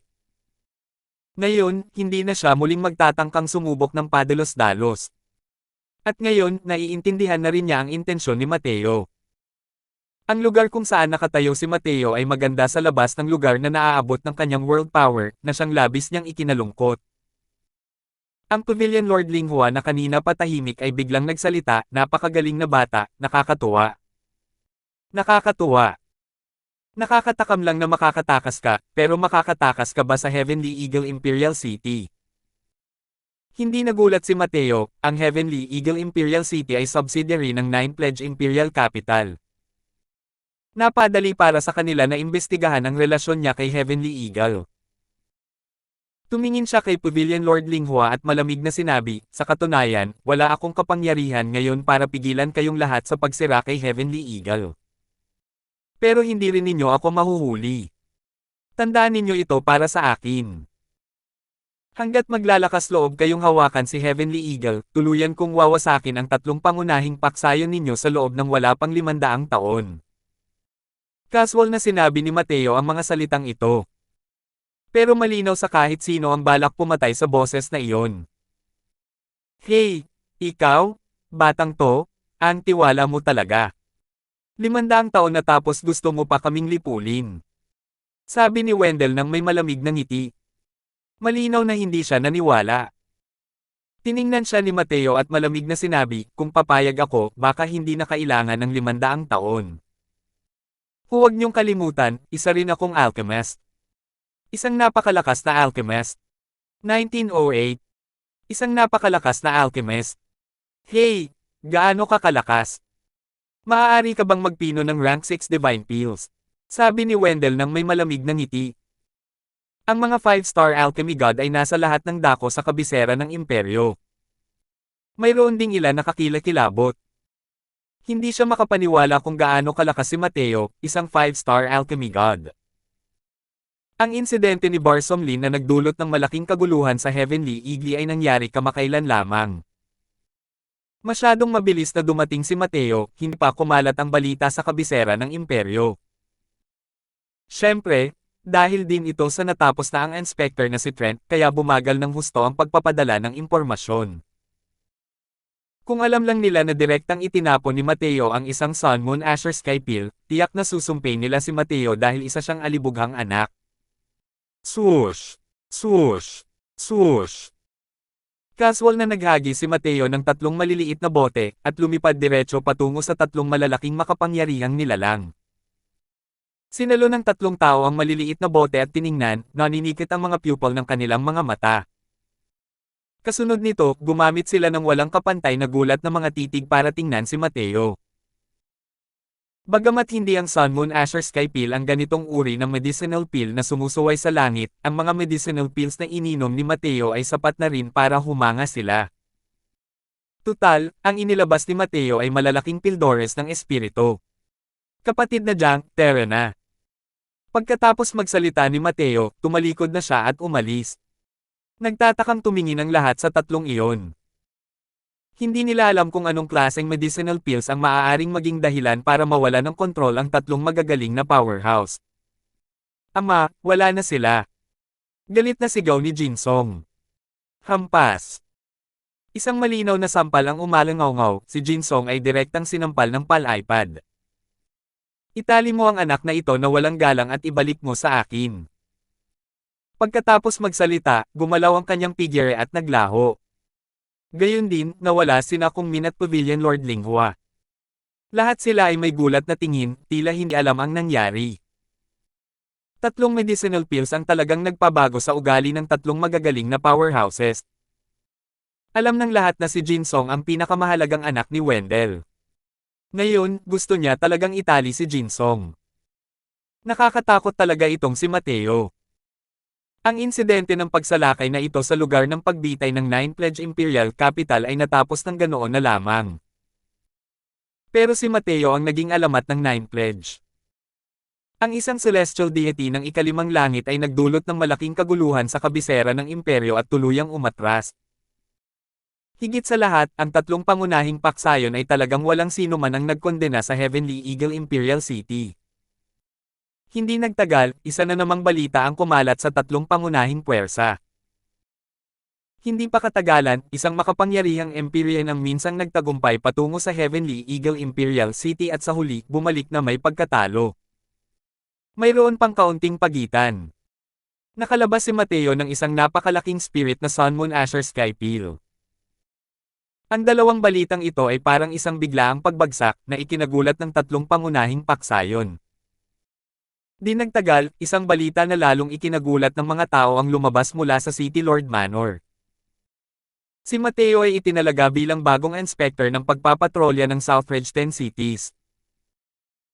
Bukod pa rito, hindi na kailangang mag-alay ng tributo sa kabisera ng imperyo si Mateo na nagpapatrulyang inspector na ito at hindi na kailangang iulat ang kanyang trabaho sa kabisera ng imperyo. Hindi nakikinig sa mga utos o sa paglilingkod. Sa sandaling lumabas ang utos na ito, nayanig ang buong Nine Pledge Imperial Capital. Katumbas ito ng pagiging ganap na soberano ni Mateo ng Southridge 10 cities, pagkakaroon ng teritoryo at pagiging hari. Sa katotohanan, ang Southridge 10 cities ay binubuo lamang ng 10 napakahirap na imperial na lungsod, isang hibla lamang mula sa 9 na baka para sa Nine Pledge Imperial Capital. Ngunit ang bagay na ito ay hindi pa nangyari noon sa kasaysayan ng Nine Pledge Imperial Capital. Nang lumabas ang balita, nagsaya ang buong Heavenly Eagle Imperial City. Si Mateo ay orihinal na maladyos na figure ng Heavenly Eagle. Sa kasalukuyan, kapag si Head Elder ang naging patrolling inspector, mas magiging maayos ang kanilang mga araw sa hinaharap. Kailangang malaman ng isa, ang taunang tributo ng lungsod ng imperyo ay isang napakalaking halaga. Para sa isang tigang na lugar tulad ng Agila sa langit, ito ay isang napakalaking pasanin. Dahil din dito kung bakit hindi bumuti ang kabuoang lakas ng Heavenly Eagle. Matapos maupo si Mateo bilang patrolling inspector, lubos nitong nabawasan ang pasanin sa buwis. Ito ay isang bagay na nagpautang sa lahat ng martial artist. Ang pagmamahal at suporta ng mga martial artist ng Southridge para kay Mateo ay umabot sa tugatog ng ilang panahon. Gayunpaman, mayroon ding isang nakakahiyang bagay. Kasunod ng pagdating ni Maxine at ng iba pa, naging awkward ang posisyon ni Rodel at ng iilan sa kanila ng mga makapangyarihang Diyos ng kalangitan. Nakuha ni White Light ang tunay na dugo ng White Tiger, ang kanyang lakas ay sumusulong sa napakabilis na bilis, naabot na ang middle stage rank 5. Ang lakas ni Cooper ay nakaabot na rin sa 4th Firmament Celestial Deity Realm. Hindi na nagsalita pa si Maxine, dinalisay pa niya ang Vermilion Bird True Blood at nakarating na sa late stage Celestial Deity Realm, at narating na ang 7th Firmament Celestial Deity Realm. Sa kabaligtaran, ang posisyon ni Rodel, ang Panginoon ng lungsod na ito, ay tila mahirap. Gayunpaman, naglabas si Mateo ng isang malaking batch ng mga gamot na pang-spiritual nang lumabas siya mula sa Void Spirit. Ang mga mababang uri ng gamot na ibinigay niya kay Rodel para kainin nilang lahat ay natural na hindi kakaunti. Sa tulong ni Mateo, isa-isang narating ni Rodel at ng iba pa ang mga kaharian. Sa araw na ito, nakarating si Rodel sa 3rd Firmament Celestial Deity Realm at agad na hinanap si Mateo. Rodel, nagpapasalamat po kayo, kamahalan. Kung hindi dahil sa kamahalan, malamang ay hindi makakalusot si Rodel para maging isang Diyos ng ikatlong langit sa buhay na ito. Napayuko si Rodel sa lupa habang sinasabi niya ito. Alam ng isang tao ang mga personal na gawain. Alam ni Rodel na matagal nang naubos ang kanyang potensyal. Imposibleng maging isang celestial deity sa ikatlong langit. Ngunit isang medicinal pill mula kay Mateo ang nagbigay sa kanya ng panibagong buhay. Hindi lamang siya nakarating sa 3rd Firmament Celestial Deity Realm, pinasigla pa nito muli ang kanyang potensyal. Naramdaman niya na kaya pa rin niyang patuloy na maunawaan ang heavenly daw ngayon at makaabot pa sa 4th Firmament Celestial Deity Realm. Ito ang hindi niya kailanman pinanggahasang isipin bago ito. At ito rin ang eksaktong makapangyarihang aspeto ng Void Spirit, malawak na Spirit Divine Pills. Kailangang malaman ng isa, kahit si Barsom, ang Empyrean powerhouse na ito na nagmula sa isang Heavenly Emperor Bodhimanda, ay kayang ilipat ng isang simpleng rank 5 Divine Pill. Malinaw sa puso ni Rodel na ang ganitong uri ng gamot na ginamit sa kanya ay isang walang pakundangang pag-aaksaya lamang sa mabubuting kaloob ng Diyos. Ang pagpapabiye sa mga henyong iyon ay parang paggamit ng mga bagay sa pinakamahusay na paraan. Pero ibinigay ito ni Mateo sa kanya ng walang kahit kaunting pag-aalinlangan. Kaya naman, para kay Mateo, si Rodel ay nagpapasalamat pa rin bukod sa labis na pasasalamat. Anong sinasabi ni Brother Liger? Noon, kung wala ang iyong pag-aalaga, wala rin ang Mateo ngayon. Hindi na kailangang banggitin ang maliit na bagay na ito. Sa hinaharap, mapagtatanto mo na ito ay isang maliit na bagay lamang. Ang iyong kaharian ay tiyak na hindi titigil sa 3rd Firmament Celestial Deity. Nakangiting sabi ni Mateo. Nang marinig iyon ni Rodel, siya ay nabalisa hanggang sa nanginig ang kanyang buong katawan. Oo, ano ang halaga nito para kay Mateo? Gaya ng kasabihan, kapag ang isang tao ay nakamit ang daw, ang kanyang mga ibon at aso ay umaakyat din sa langit. Ito ang tinutukoy, tama ba? Salamat po, kamahalan. Kamahalan, dumating po itong si Liger ngayon, bukod sa pagpapasalamat ko sa kamahalan, gusto ko na ring magbitiw sa posisyon bilang Panginoon ng lungsod. Sabi ni Rodel. Sa kasalukuyan, si Mateo ay hindi naiiba sa isang lokal na tirano. Ang paghirang bilang Panginoon ng lungsod, natural lamang na siya ang may huling desisyon. Alam ni Mateo ang iniisip ni Rodel sa kanyang puso at sinabi habang ikinakaway ang kanyang kamay, kapatid na Liger, hindi mo kailangang maging ganito. Ikaw pa rin ang Panginoon ng lungsod. Ang posisyong ito ng Panginoon ng lungsod ay hindi rin maaaring maging kung sino pa ang mas mataas sa kaharian. Ang mga panlilinlang nakasama, hindi rin nila ito maiisip sa madaling panahon. Ang Panginoon ng lungsod na ito ang pinakaangkop para sa iyo. Kapatid na Liger, ako, ang nagpapatrulyang inspector na ito, ay napilitan ding gawin ang mga bagay na lampas sa aking kakayahan, maraming mga bagay na masyadong komplikado at mahirap lutasin. Alam mo rin, ang aking ambisyon ay wala rito. Ang mga secular na gawain na ito, sana ay makasama ko si kapatid na Liger sa aking pasanin. Taos puso itong sinabi ni Mateo, na ikinatakot at ikinabahala ni Rodel. Natural lang na alam niya ang ambisyon ni Mateo. Paano siya mabibitag ng isang maliit na Southridge 10 cities? Sa ngayon, kung titingnan mo, plano ni Mateo na gawing base niya ang lugar na ito. Labis itong ikinatuwa ni Rodel. Dahil sinabi po ng kamahalan, kung gayon. Ang liger na ito ay magpapakapal ng mukha ko at patuloy na hahawak sa posisyon. Kasalukuyang nag-uusap ang dalawang tao nang biglang pumasok si Cooper para mag-ulat. Sabi niya, kamahalan, may isang makapangyarihang tao sa labas na nagsasabing siya ay iyong disipulo at gustong makipagkita sa iyo. 1909. Disipulo. Kumunat ang noo ni Mateo at wala siyang maisip matapos mag-isip ng matagal. Kailan siya tumanggap ng isang disipulo? Pero, kung iisipin, parang walang nang ahas na lumapit at magpanggap na disipulo niya ngayon, tama ba? Papasukin mo siya, utos ni Mateo. Hindi nagtagal, pinapasok ni Cooper ang isang binata, ang kanyang gwapong mukha ay parang inukit na jade, elegante at natural. Guro. Nang makita ng binata si Mateo, baka sa mukha nito ang labis na tuwa, habang nakayuko ang ulo sa sahig. Nang makita ang kabilang grupo, sa wakas ay naalala rin ni Mateo kung sino ang disipulong ito at agad na labis na natuwa. Chen Bale. Ang binatang ito ang mismong disipulong kinuha ni Mateo noon sa Skyfootle World.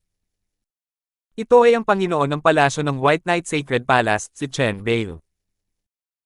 Matapos ang halos 1,000 taon na paghihiwalay, hindi inaasahan ni Mateo na hahanapin pala siya nito, at agad na nakaramdam ng matinding init. Kapwa may kakaibang ekspresyon sina Cooper at Rodel sa tabi nang makita nila ang eksenang ito. Ang Peak 9 Firmament Celestial Deity Powerhouse na ito ay talagang tumatawag na master nang makita niya si Mateo. Tila medyo kakaiba kahit ano paman. Natural lang na hindi nila naramdaman na wala sa kwalipikasyon si Mateo. Mas mataas lang talaga ang sakop ng disipulo kaysa sa guro at talagang kakaiba ito.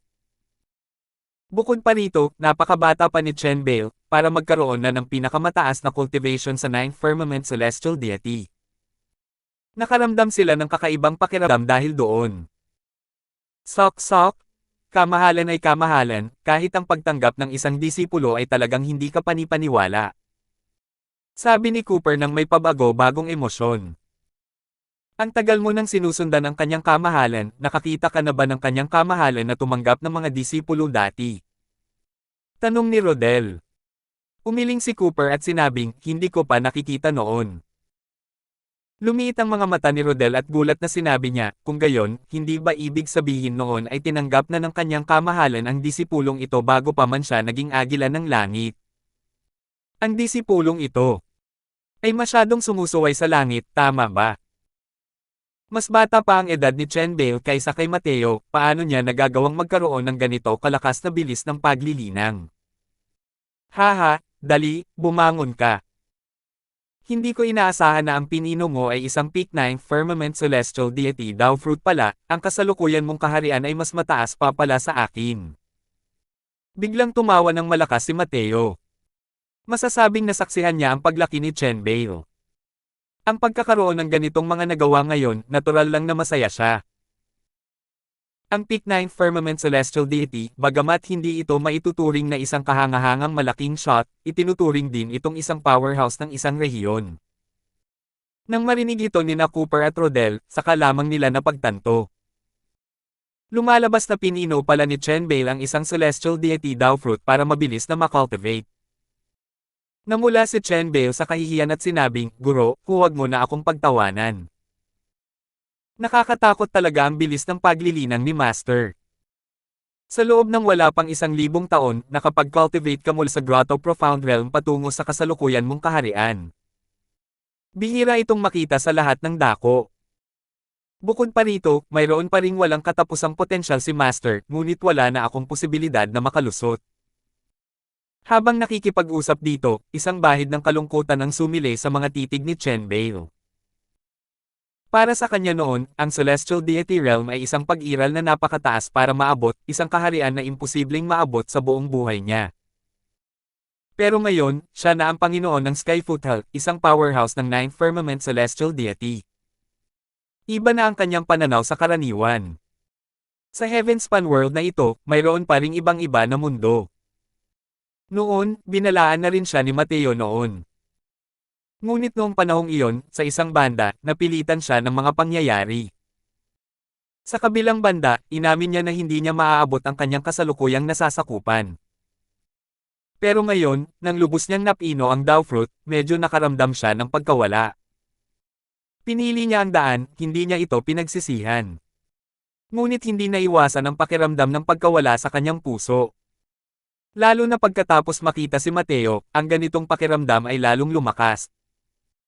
Nang makita ang hitsura ni Chen Bale, bumantong hininga rin si Mateo. Maganda ang talento ni Chen Bale sa Skyfootal World. Pero dahil sa talento niya, napakahirap makaabot sa Celestial Deity Realm. Ang pagpino ng Dawfruit ay talagang isang disenteng pagpipilian para sa kanya. Ngunit ang pagnanasa ng tao ay patuloy na lumalawak. Sino ba ang handang hindi kailanman umunlad habang buhay? Bukod pa rito, napakabata pa ni Chen Bale noon. Habang iniisip ang mga bagay na ito, isang nakakabaliw na ideya ang biglang pumasok sa isip ni Mateo. Wala na ba talagang pag-asa na umangat ang ranggo ng mga taong nagpino ng Dawfruits? Marahil ay makakaimbento siya ng isang medicinal pill na maaaring magpaangat sa mga ranggo ng mga taong nagpino ng Dawfruits. Sa sandaling maisilang ang ideyang ito, hindi na ito mapipigilan kahit anong mangyari. Chen Bale, hindi tinatakpan ng langit ang lahat ng landas. Siguro may paraan pa rin. Sa pagkakataong ito, ano ang plano mo? Nakangiting sabi ni Mateo. Akala ni Chen Bale ay inaalo siya ni Mateo kaya pinilit niyang ngumiti. Matapos pinuhin ni Chen Bale ang Dawfruit, natuklasan niya na hindi na niya kayang maunawaan ang Heavenly Daw. Hindi rin magkakaroon ng anumang paglago ang kanyang cultivation. Kahit gaano pa siya kahirap magtrabaho, hindi rin ito mababago ang resultang ito. Noon lang niya nalaman na hindi pala siya niloko ng kanyang amo. Wala na talagang pag-asa. Iba siya sa mga taong nasa bingit ng kamatayan at nang aagaw ng Dawfruits. Masyado pa siyang bata noon. Ayaw niya, kaya tumakbo siya palabas ng Skyfootal World, gustong pumunta sa Heavenspan World para maghanap ng maswerteng pagkakataon. Hinanap niya si Mateo dati, pero noong mga oras na iyon, nakaalis na si Mateo sa Heavenly Eagle, at hindi alam ang kinaroroonan niya. Kaya naman, nagsimula siyang magpagala-gala sa Heavenspan World. Pero habang tumatagal, lalo siyang nawawalan ng pag-asa habang nakakasalamuhan niya ito. Alam niya na kapag napino na ang isang Dawfruit, wala nang posibilidad na makalusot pa. Maliban na lang kung pinoin pa ang isang mas malakas na Dawfruit. Ngunit ang kahirapang ito ay napakalaki. Habang tumataas ang mga Dawfruit, mas nagiging bihira ang mga ito. Napakababa ng tsansa na lumitaw. Bukod pa rito, sa bawat paglitaw nila, napakaraming makapangyarihang nilalang ang pumupunta para agawin ito. Kaya naman, lalong nawala ng pag-asa si Chen Bale. Guro, nais ko pong manatili sa tabi ninyo. Kung mayroon po kayong anumang kailangan na ipagawa sa disipulong ito, tutuperin ng disipulong ito ang aking mga obligasyon. Sabi ni Chen Bale. Labis ang pasasalamat ni Chen Bale kay Mateo. Kung wala si Mateo, matagal na sana siyang namatay, lalo na't maging soberano ng Skyfootal World. Ngayon, ang kanyang cultivation realm ay maaari pa ring makatulong kay Mateo. Sa susunod na ilang taon, malamang ay wala na siyang pagkakataong gumawa ng iba't ibang gawain para kay Mateo. Tumango si Mateo at sinabing, Cooper, tawagin mo sila, ipapakilala ko sa kanila ang disipulo ko na ito. Ipinakilala ni Mateo ang Celestial Deity Realms ng Heavenly Eagle, at nakilala rin ng lahat ang disipulong ito ni Mateo. Sa kanilang mga puso, minamaliit pa rin siya ng lahat, ang Ninth Firmament Celestial Deity na ito. Wala lang talagang nagparamdam nito. Kabilang sa mga taong ito sina Cooper, White Light, pati na rin si Maxine at ang iba pa. Ang mga martial artist na nagpino ng Dawfruits, lahat ay magkakaroon ng diskriminasyon sa kanilang mga puso. Una, ito ay isang bagay na pinaghirapan ng walang anumang paghihirap. Pangalawa, ang potensyal ng ganitong uri ng tao ay naubos na at imposibleng malampasan pa. Kung pupunta si Chen Bale sa isang ordinaryong lungsod ng imperyo, natural na hindi lahat ay magkakaroon ng ganitong uri ng pag-iisip. Ngunit sa pagsunod kay Mateo, lahat ay may walang limitasyong kinabukasan. Tanging si Chen Bale lamang ang hindi kailanman makakabuti. Kaya naman, kahit na si Chen Bale ang kasalukuyang pinakamataas na cultivation realm sa Southridge 10 Cities, ang pangalawang pinakamalakas sa larangan ng martial abilities, halos lahat ay may hinahamak sa kanilang mga puso. Ramdam din ito ni Chen Bale mismo sa ganitong banayad na kapaligiran. Pero, alang-alang kay Mateo, tiniis niya ito. Natural na malinaw din itong nakita ni Mateo, ngunit hindi siya nagsalita. Hindi rin niya ito sinabi ng sigurado. Kaya naman, hindi niya ito sinabi kahit kanino. Bukod pa rito, sa oras na ito, nagpadala rin ng mga tao ang Nine Pledge Imperial Capital ng panig na iyon. Sa araw na ito, ang City Lord Manor ng Nine Pledge Imperial Capital ay nagpadala ng ilang martial artist, at dinakip ang isang bilanggo, at dumating sa Heavenly Eagle Imperial City. Ang nasa harap ay isang binata. Medyo mas matanda ng kaunti ang binata na ito kaysa kay Jinsong, ngunit mayroon silang ilang pagkakatulad sa pagitan ng kanilang mga kilay. Nang makita si Mateo, yumuko ang binata bilang pagpupugay at sinabing, "Ako si Chandian. Pumunta ako rito para magbigay pugay kay Lord Patrolling Inspector sa utos ni Ama." 1910. Sa mga dumating, wala ni isang True God Realm powerhouse. Sa Heavenly Eagle Imperial City, bukod sa misteryosong pink na baboy na iyon, wala rin itong True God Realm. Ang City Lord Manor na ginawa ito ay nagpahayag na ng sapat na paggalang kay Southridge. Siyempre, alam ng lahat na iyon ay paggalang kay Lord Patrolling Inspector Mateo. Sok-sok, mga Panginoon ng kabisera ng imperyo ang mga yan. Kung hindi dahil kay Lord Mateo, paano sila makakapunta sa ating liblib na lugar? Nabalitaan ko na ang taong kausap ni Lord Mateo ay anak ng Nine Pledge Imperial Capital City Lord, half-step True God Realm. Kahit siya ay kailangang maging magalang sa ating Lord Mateo. Hey! Si Lord Mateo ay talagang napakagaling, kahit ang mga powerhouse ng True God ay kailangang kumilos batay sa kanyang ekspresyon.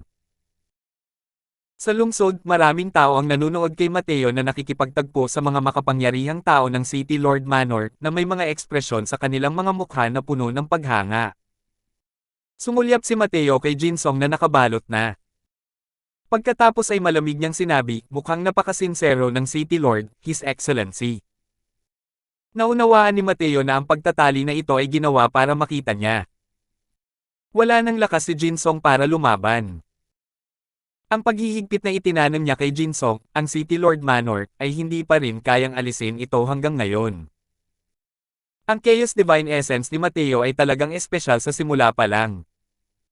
May halong asul na Divine Marks pa ito sa loob.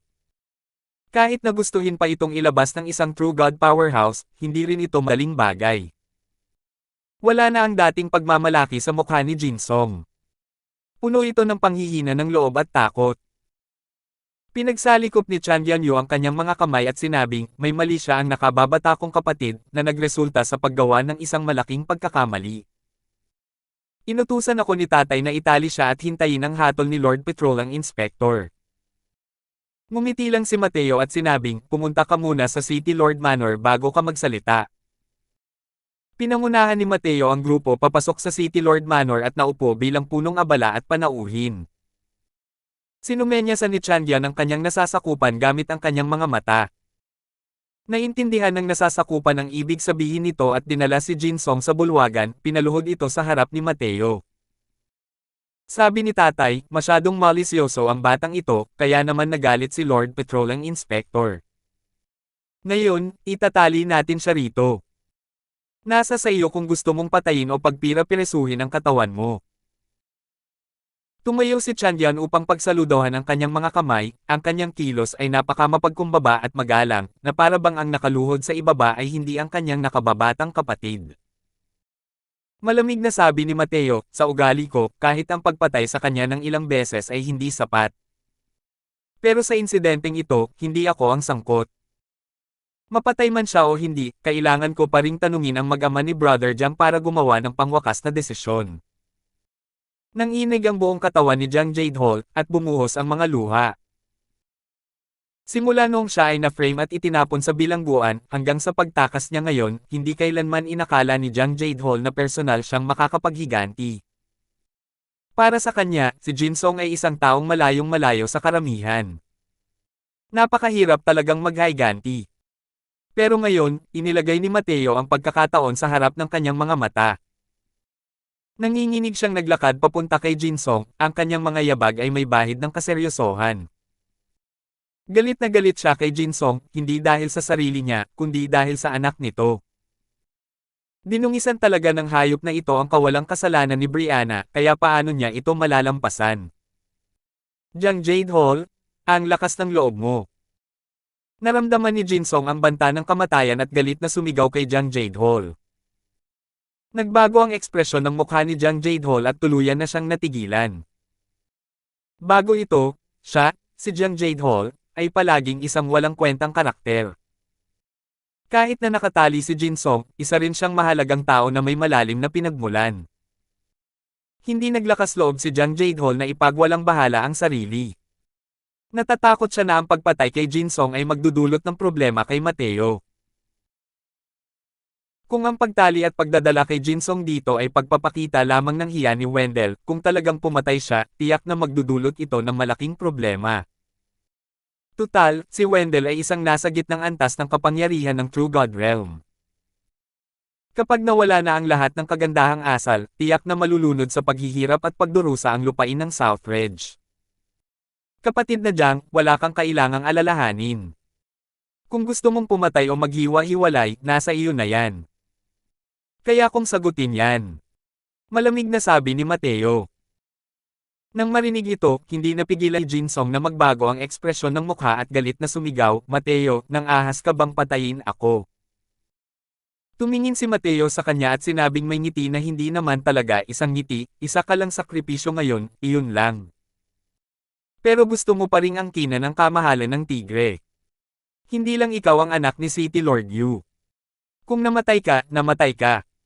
Ano ngayon? Kung gusto ka talaga niyang protektahan, hindi ka rin magpapakita rito ngayon. Nagbago ang ekspresyon ni Jin Song at sinabi niya sa seryosong boses, ako ang pinakanamumukod tanging anak niya, hindi niya ako pababayaan. Kung maglalakas loob kang hawakan ako, tiyak na tatapakan niya si Southridge sa lupa. Tumawa si Mateo nang marinig iyon at sinabing, sa tingin ko ay nagkakamali ka. Hindi ka niya pinapunta rito dahil ayaw niya sa iyo, kundi dahil alam niyang hindi ka na niya kayang protektahan kahit anong mangyari. Alam mo, hindi niya ako kayang patayin. Pero hindi magtatagal, mapapatay ko rin siya. Kayong mamamatay at kayong lahat ay magkakasamang mamamatay, pinili niya kayong mamatay, iyon lang. Napakalakas ng talentong ipinakita ni Mateo. Walang magdududa kung kaya niyang makapasok sa True God Realm. Kumikilos na laban kay Mateo ngayon, isang araw na hindi nila siya kayang patayin, ang naghihintay sa kanila ay ang kanyang baliw na paghihiganti sa hinaharap. Ang dahilan kung bakit ipinakita ni Mateo ang kanyang talento sa harap ng tatlong magagaling na pinuno ay para humanga sa kanila, para hindi sila maglakas loob na kumilos ng padalos-dalos ng walang maingat na pagsasalang-alang. Bukod dito, ang Heavenly Eagle ay mayroon pa ring mas misteryosong kulay rosas na baboy. Kaya naman, walang kinatatakutan si Mateo. Ang tanging magagawa lang ni Wendell ay iwanan si Jin Song ngayon para makipagkaibigan kay Mateo.